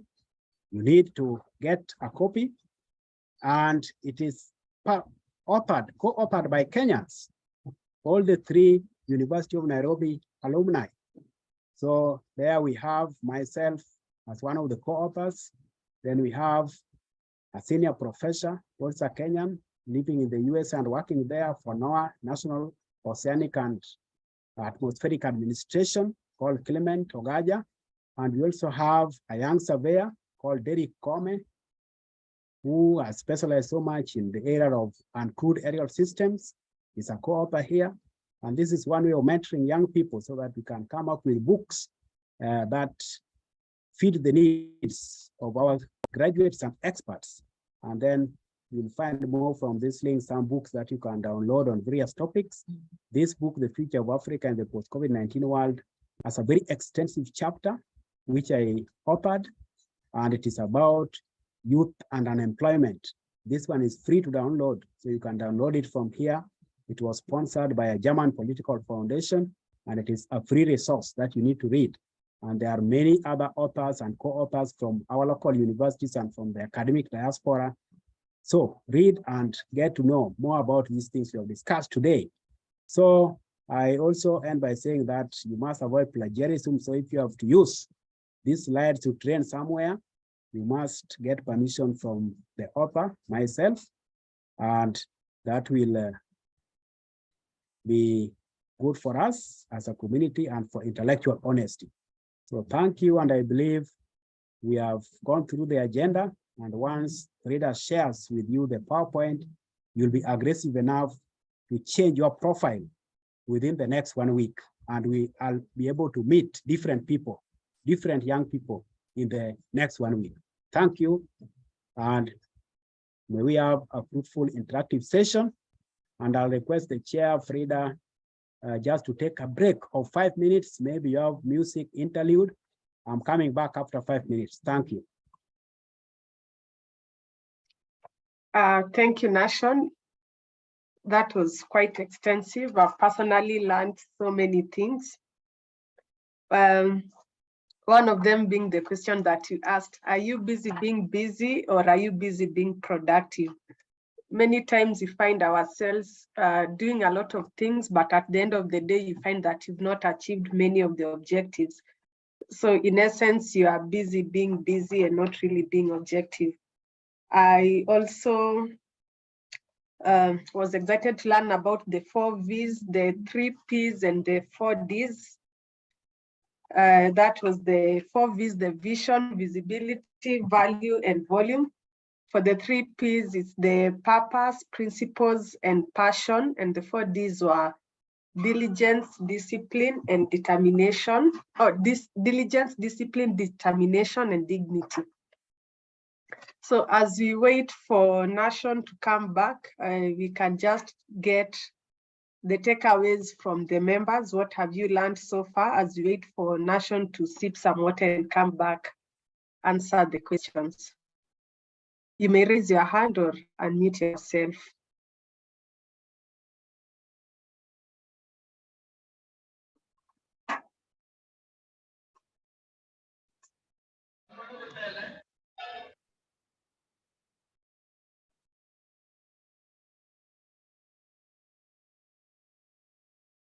Someone is raising their hand. You can unmute and speak, Desmond. Hello, Frida, and everyone. Thank you so much for the opportunity to learn from Nation. I've learned a lot, and even whatever you have said, that are you busy being busy, or are you busy being productive? So the session has been so amazing.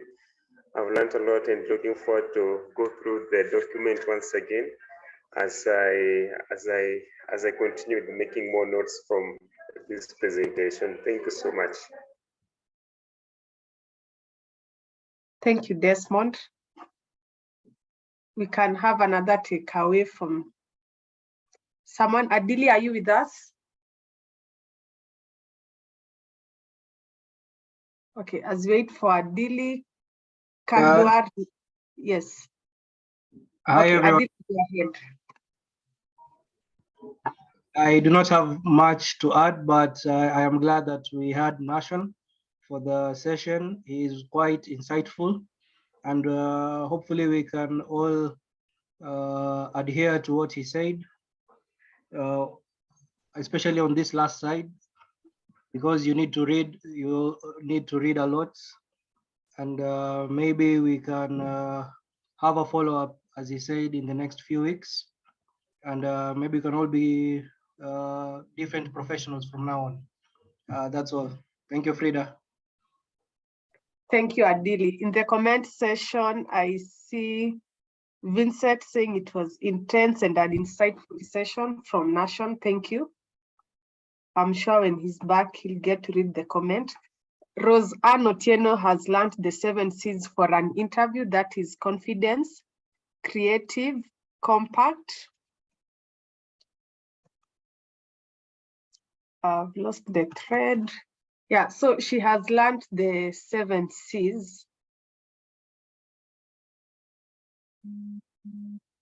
Confident, creative, compact, constructive, concise, compelling, and convincing. When you go for an interview, go with the attitude that whoever you are meeting there, they are not enemies, but they are there to, as a gateway to you getting the job. That way you're not going to have confidence issues. We had Kendawar, you can unmute. I see you've lowered your hand, I've missed your name, but kindly unmute and speak.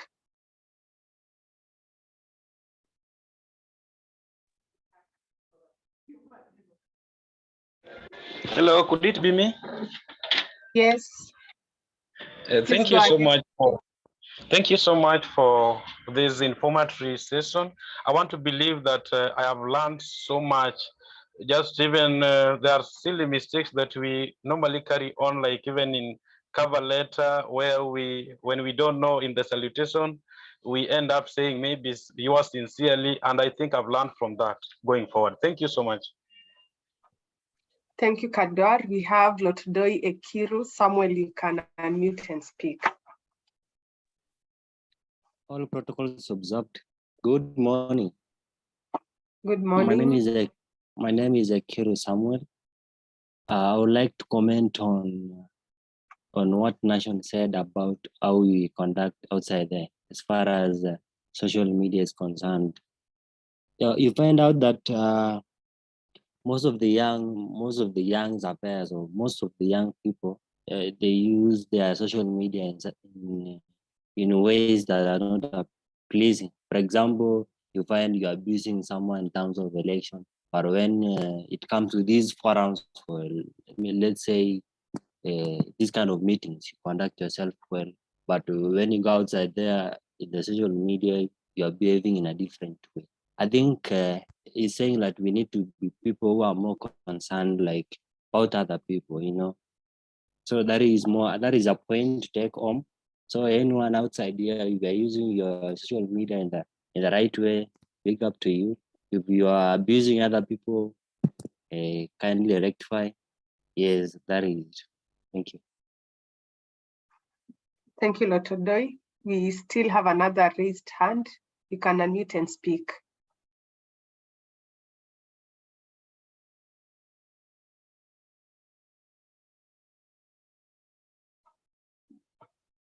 Okay, in the comment section, I see Desmond also has another comment.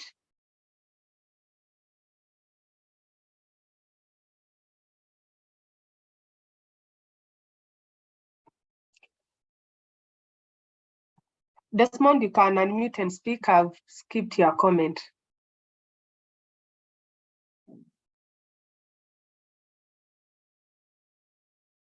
Okay, thank you so much. I was just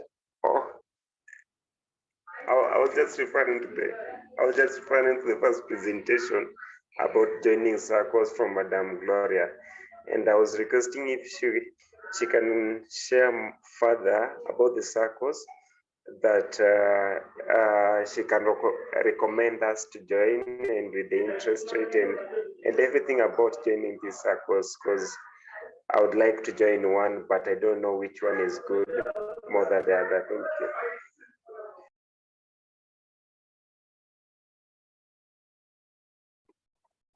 Okay, let me see whether we still have Gloria in the meeting. Valia Awinja, are you still with us?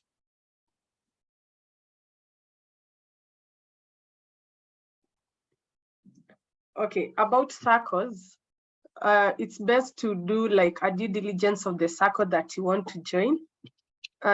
Mostly the best circles are the ones that are linked to various professionals or parastatals. For example, we have circles that are linked to the teachers like Mwalimu Circle and Mentor. We have circles that are linked to parastatals and institutions such as the police force or Kenya Power.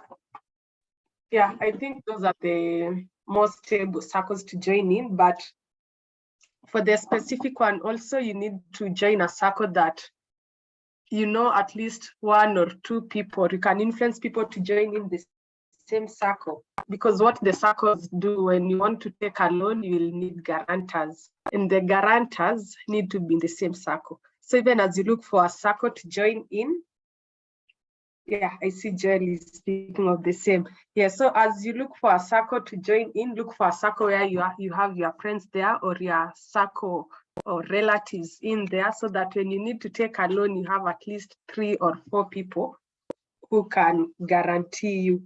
Joel, you can unmute and carry on the circle question.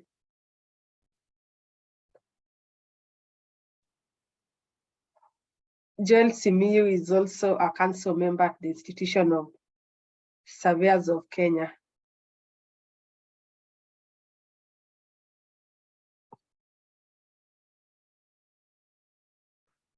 Hello. Hi, Frida. Hi, Joel. Hi. Hi, how are you? No, it was I'm just good.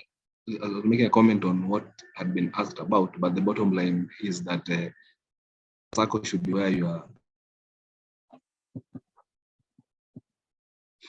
looking for a loan, I want to be guaranteed. You are able to overally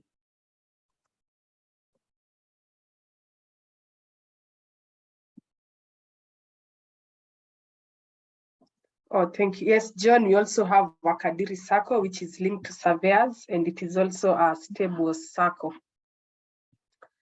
Yeah, Nation, kindly confirm whether you are back so that we can carry on with the Q&A session.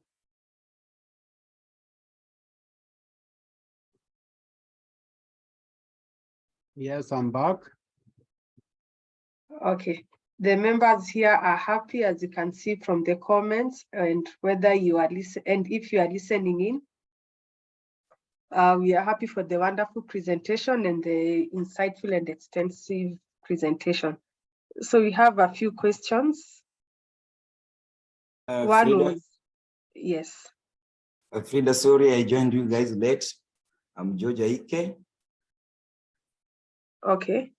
Can you hear me? I'm George Ike. I work for the Nature Conservancy. I do geospatial engineering, application in conservation. Actually, I joined because I'm an amicus curiae. I'm a friend of the surveyors.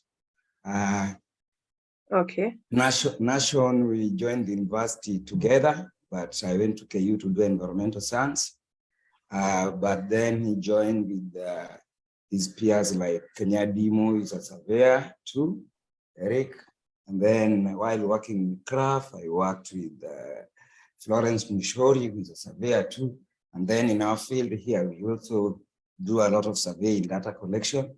So basically, I'm not a newbie, I'm an oldie, but of course, a friend of the surveyors. And Nation also happens to be coming from my home county. So I always follow you. Right. Thank you. Yeah. Thank you. Thank you, and happy to know that you are here, George. Thank you for your support. Karibu Tura. Thank you so much, George. Yeah. So, Nation, you have one question from Victor Chepcheng. He asked, while writing a referee, do you use the current occupation or the one you had while you are engaged? I don't know whether the question is clear or you need Victor to unmute and rephrase. Yeah, maybe you may unmute. You may unmute because your occupation changes.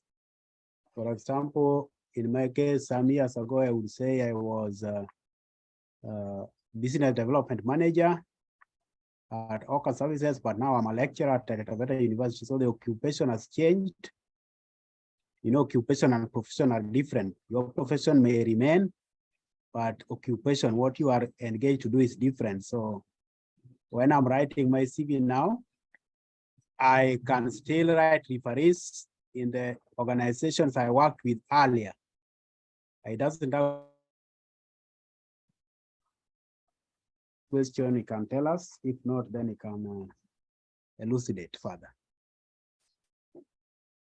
Victor? My question was about the referee himself, not you, because you have changed the profession. I'm saying if the referee changes their job from a different workstation to the other, but you engaged in a different professional ground. Yeah, you're still right, because the referee is also a human being needy of career development. So you just write the new location. For example, I remember we had a lecturer called Professor Kiama Chalo. Used to be at the University of Nairobi. Then he went to the RCMRD. Then I know he must be somewhere else now. So if I'm writing him as my academic referee, I just need to write where he is presently, because even his official email address will reflect where he is presently. The landline will be where he is presently. But of course, there's that connection that he taught me, and that cannot change. And if I worked under him as a professional referee, that cannot change. People can be appointed. You see, Professor Bitange Ndemo is now ambassador in Belgium. But if he taught you at the University of Nairobi, that has not changed. But now you have to write his location is in Belgium as ambassador. I hope that clears the air. Yes. Thank you. On the referees question still, Mr. Nation, is it wise to write a referee from the company that you are currently working in?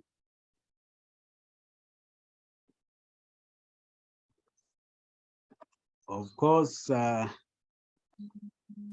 it is even recommended, I can say so, but there are some dynamics that may make you decide otherwise. For example, if you think the person won't support your movement to a new place, but I've seen employers who understand upward mobility or horizontal mobility if you want new challenges. Upward if maybe it is still the same line of business, but you have been offered a better place. I've seen employers who say, yes, we are very happy if you can go there because it is an assignment at a different level, but please keep the network strong because even for our company, by you going there, we'll have expanded our footprint. And now if I want to engage with that company, I'll find a first point of contact or a point of first contact. So gauge the relationship and act wisely. That is what I would say. Thank you. We have one comment from Roseanne who was feeling targeted. She's still in the Times New Roman era of writing the CV. And she's thankful for the new format and the info on referees. I think we don't have another question unless someone wants to unmute, we can close the session.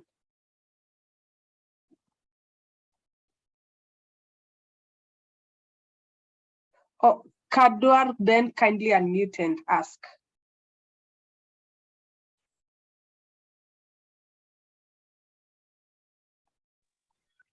Well, I'd commented, but then I can still proceed to ask. First, I must appreciate the precise and eloquent presentation from Nason. It has taught me a number of things. While you are doing the greener, you are talking about greener and smarter cities, you did mention of countries that are far from Kenya, that is Finland, and also Germany. So I was wondering, where is the position of Kenya in adoption of greener cities now that we are hit by climate change? And also on the referees part, you also talked of the diversity. So maybe I thought maybe in working on your referees, you should also be thinking of having maybe a male or so. Is it correct? And also maybe members of your tribe and all that, maybe to expand on that. Thank you so much. Okay, thank you. On the smart and green cities, when we are doing benchmarking, we go for what we call best practice. So these advanced economies have gone ahead of us in terms of technology, even in terms of political maturity. You'll agree with me that it will be very hard for you to get some positions in county government, even if you're the most qualified person around, because of the level of our political engagement as of now. But we'll be maturing just the way those countries have matured, so that they are able to put merit. There is a well-known professor from Malaysia who is calling it MPH, merit, pragmatism, and honesty. So this MPH, merit, pragmatism, and honesty has taken those countries far ahead of us, such as Finland, Germany. You realize a minister can resign just because of a statement he made that was not displaying moral rectitude. And you find a minister resigning just because of plagiarism, that he wrote something and did not acknowledge the author or the person who owns that quote. So you find professors being included in boards and in design for transport and logistics infrastructure for cities. So what I'm saying is that the reason why we are referring to Finland, Germany, Hong Kong when it comes to smart and green cities is because they are now our best practice and we can aspire to be like them. We call them aspirators, but we also have comparators, people we are struggling together with in this challenge and are trying to show good examples. So comparators, we can talk of maybe in Africa, we can also refer to Ghana and Nigeria, they are World Green Building Council. And even in Kenya, we have a good example, the UNEP Green Building. So that's a good example with a green building prototype. So in Kenya, I think if we can have that political goodwill even for Nairobi metropolitan region, we can gather some lessons and implement them for green and smarter cities. Geospatial experts like you can give us a good metrics for parametric policy making so that you can hand it to Sakaja, the governor, hand it over to him and have him implement. For example, one way of monitoring our greenness is to map and tell us what areas under parks, areas that are green, and what areas are just parking lots, urban heat islands. So that ratio can be monitored over time, and we can say, are we progressively becoming green from a GS-based metric and hence parametric policy making? So in Kenya, we can move steps and gather milestones. We also have Nairobi Metropolitan Growth Strategy, a world-class African metropolis. That is a report we worked on well at Kipra in the year 2008, and it has spelled out all those areas that we need to deliver on for a smart and greener Nairobi. Thank you. And then you talked of diversity in terms of referees, and here I would say go more for the substantive roles, the functions. And these functions are not really respecting gender. There may be what we call path dependence. Path dependence means historically, if men have been occupying some positions such as engineers, then over time you'll find engineers are just men. But that is also changing with time because you need time to reverse historical trends, and you can see that it's changing progressively, but still you'll find the majority in those careers are still of one gender. So what I'm saying is that you don't need to force yourself to diversify gender on your CV at the expense of the substantive mentorship or referee role. So if your best referee for that position is a man, just go for that man. If it is a woman, just go for that woman. But don't mix and match just to impress, because it is more of the substantive role. I think that also makes it clearer for you. Noted. Thank you. I see Rosanne Otieno's hand up, so maybe Frida can guide. Yes, thank you, Nashon. Roseanne, you can unmute and ask. Morning, everyone. Sorry, I have a call, but I hope I'll be clear now. So my question was on social media. You say that Nashon mentioned that, when you're volunteering or doing other hobbies, you find that someone might be using their social media on one side more than the professional aspect. Okay, like for my case, I am a model apart from being a geospatial expert. So most of my social media, you'll find me posting stuff on modeling and fashion. So does that interfere with the job market in GIS? Maybe if you could advise on that. Thank you.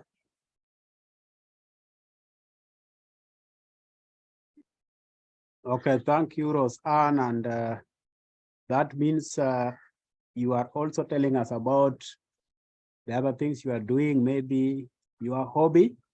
And because you have many platforms, someone talked of LinkedIn.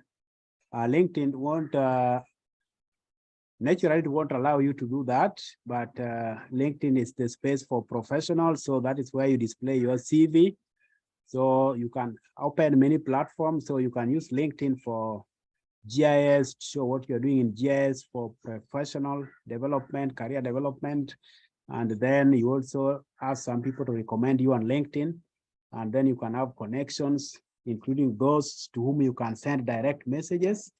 So you can use LinkedIn for that. Then Instagram you can use for modeling, for example. Twitter, I have found Twitter is very good for quick communication. And once you have many followers, for example, now I've already crossed the 1,000 mark. When I post something, it is like many people can read it at once. And that means I'm also expanding my thought leadership influence. So I use Twitter for thought leadership, and I'm on Facebook also. On Facebook, I also use for thought leadership, especially my hobby of modeling, but now modeling to advise action, modeling to advise policy action, for example, based on mathematical models. And just for fun, sometimes how mathematics can be fun. For example, you use it to predict the outcome of World Cup matches based on some parameters, and you find you get it correct maybe 90% of the time. So you don't cry over the 10% you've not got it right, but you celebrate the 90%. And so there are so many platforms. So what I'll encourage you is just to open as many as possible and use Instagram, for example, what it is best for, LinkedIn for GIS, that professional line, and then you'll be home and will be good for you out of that diversity. Thank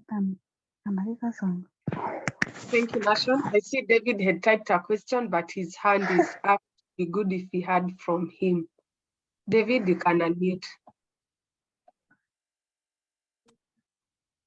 Thank you. I was asking, I wanted to ask a question in reference to young people here. What would be national advice when at the formative stages you change your different occupation that is completely different from your profession, and then when you are in your 40s, you like to come back and do things related to your profession. So what would be the advice that will guide you? Because normally you might be yourself, like someone did surveying and now they went to the bank and they practice party for 15 years, then they won't come back to your market and work surveying. What would be the advice? That's my question.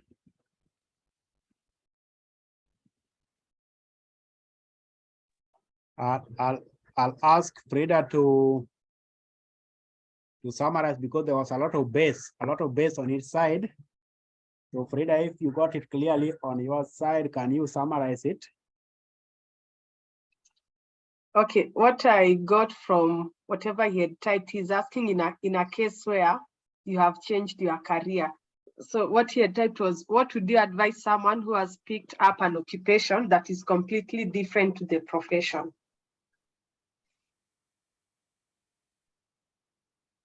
Okay, that one I personally encourage, because we are saying that education, formal education, opens the door for you to be engaged as a global citizen. And there's nothing wrong with using your talents. Maybe, as you saw from that survey, a good number of people just discover their talents after at tertiary level or after graduating. So should you remain in that prison that I was trained to be this and this is what I must do for life? Rather, you should be creative enough to ask yourself, how can I use this foundation I got now to move into what I can do so well because of my talents? And to me, it will not be like work, it will be a way of life. We say that when you are making success of anything, it is no longer work, but a way of life. For example, my example, you know, I was trained as a surveyor, University of Nairobi, American wing. We used to call it Department of Surveying. Now it has changed name to, I think, Department of Geospatial and Space Technology. And as a surveyor, the first assignment I had was as a tunnel surveyor, that is engineering, applied engineering surveying. Then from there, did some irrigation surveys, and then went for further studies in an area called resources engineering. So more of dealing with the resources, but I still find the basics I got in surveying critical to coming up with models that incorporate geospatial parameters. So when you are talking of social justice, when we are talking of distributional justice, you find that those geospatial parameters come in handy, and with GIS, remote sensing, now you can visualize better, and you can help people visualize better what you are modeling to help calibrate policy and strategy. So you can say I've moved into another space altogether, which is more into natural resource management from research and policy perspective. And that is why you don't see me so often with you for cadastral surveys or for road surveys, but still I have the training and the qualifications and the experience. And maybe from the last page, I gave you some links to the book that we have just co-authored.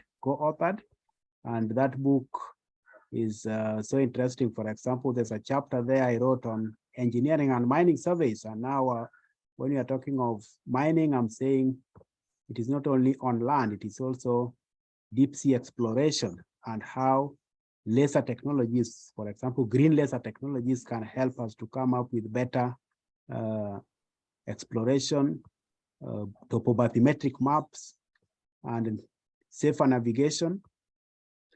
And now you can see even what we call autonomous underwater vehicles. They still need geolocation parameters. So I'm saying that disciplinary boundaries are becoming thinner and thinner, and they are blurring, they are getting blurred. So the world we are facing is a world of interdisciplinary research. So don't create boundaries. Those are just human-made boundaries, but your brain doesn't have those boundaries. Your brain allows you to be creative, and what you've learned you can now modify to answer key questions facing society. Thank you. Thank you, Nation. We have one last question from Martin Otto. What postgraduate diploma courses would you recommend to be in position to manage larger projects? I think this is a case where, yes. Yeah, as you have rightly said, project management. So you need a course in project management, and it depends on which kind of projects you want to manage. Are they more of human resource management related challenges or construction management related? So we even have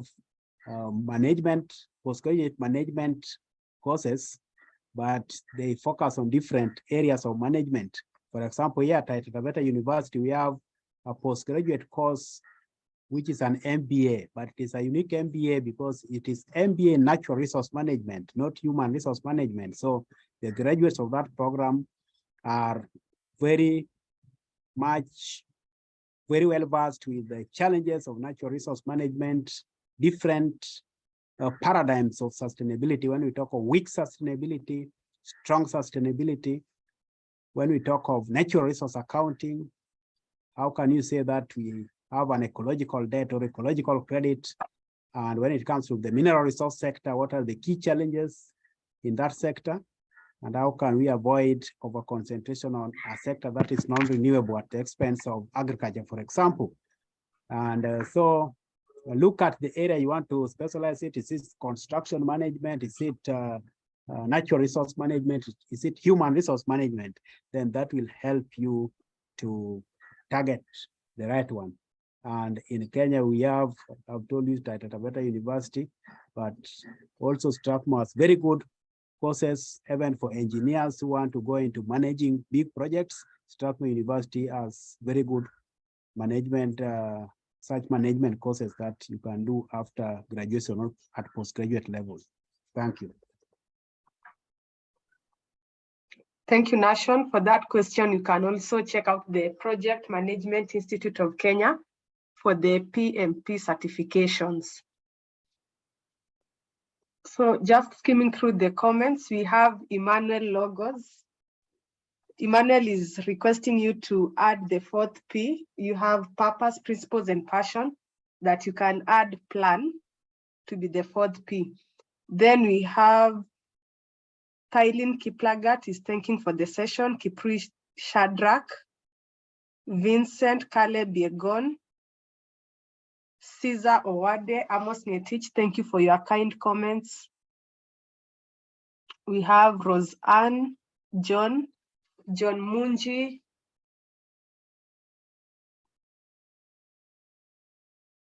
Magdalene, and many others whom have not read. We are totally thankful for your kind comments. I've seen we've been joined by Director of Surveys, Maritime. And Maritime, kindly you can unmute and greet your people.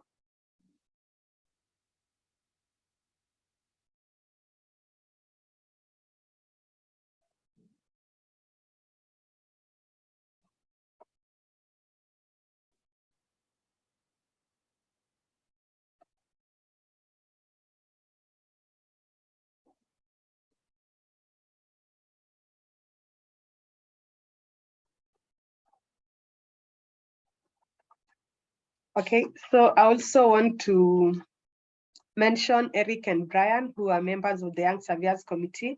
They have been with us during the session. We have other council members, such as the Chair, Land Surveyors Chapter, Erastus Chege. Thank you for joining us today. So to bring us to our close, I welcome Ayub Naburi to give the closing remarks.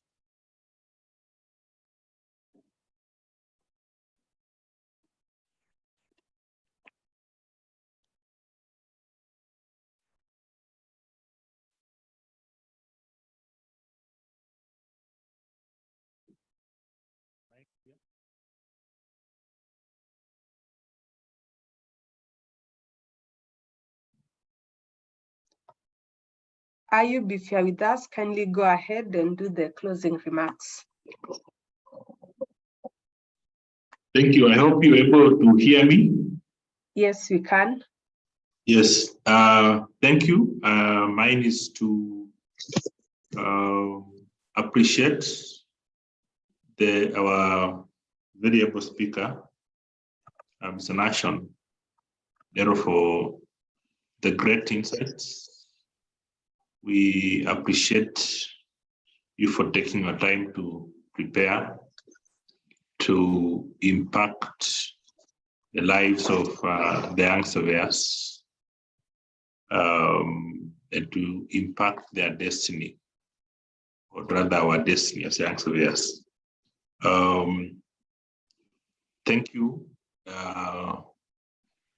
Frida, and your team for the organization and the coordination. I pray that we'll continue having more of this. I also want to thank every young surveyor for attending and actively participating in this session. We can see how COVID has helped us in a way. Before COVID, we were not embracing virtual sessions that much. But due to COVID, we've embraced virtual sessions, and I think it's a nice way of being able to be on your desk and at the same time follow on presentations. So it's very encouraging. Maybe just a few notices. One, we are having chapter meetings, a number of them the coming week, and next week but one. So for those, I know all of us, we are in specific chapters. We need to be able to register for those meetings and attend, also give our comments. Then next month, we'll be having African Regional Conference starting on 10th to 11th in Sumu. We encourage the young surveyors to register for the same. Registration fee for the young surveyors is 15,000. For the ones who are not young surveyors, but they're members, 20,000. And for the non-members, it's 30,000. So we encourage to register and pay up. The program is almost out, and it's quite a detailed one. I know will be impacted. During that conference, we'll have a young surveyors dinner. And the charge is, the fee for that particular dinner is 3,500. This is an opportunity again for us to come and bond, come and learn, and even network. So we encourage to pay up for the dinner, even as we purpose to meet in Kisumu for the conference. Thank you, everybody. Thank you to the Secretariat for the coordination and the support. I don't have any other comment unless there is anything from Frida. Or we just invite somebody to close the word of prayer. Yeah, thank you, Ayub. We can invite someone to pray, but just before praying, for those of us who have joined and they are not yet members of ISK, it is now very easy to join ISK since the application is made online. Head over to our website, www.isk. You'll see the joining link. If you are a student member, you do not need to have the recommender and the proposer. And if you are joining as a graduate member, you need to have those two. If you don't have any full member who is already a member of ISK, you can reach out to me. I will facilitate that. So without further ado, thank you, Nation, and we can end with a word of prayer. Any volunteer?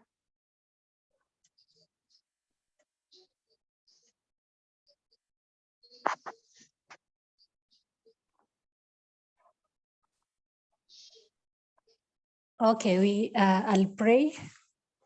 We can all believe as we pray. Father, in the name of Jesus, Lord, we give you all the glory. We say thank you for such a wonderful session. Thank you, King of all glory, for our speaker. Thank you, Jehovah, my Lord. May you increase him even in knowledge, O Most High, and even help us, King of all kings, to make corrections and to make adjustments where necessary, O Most High.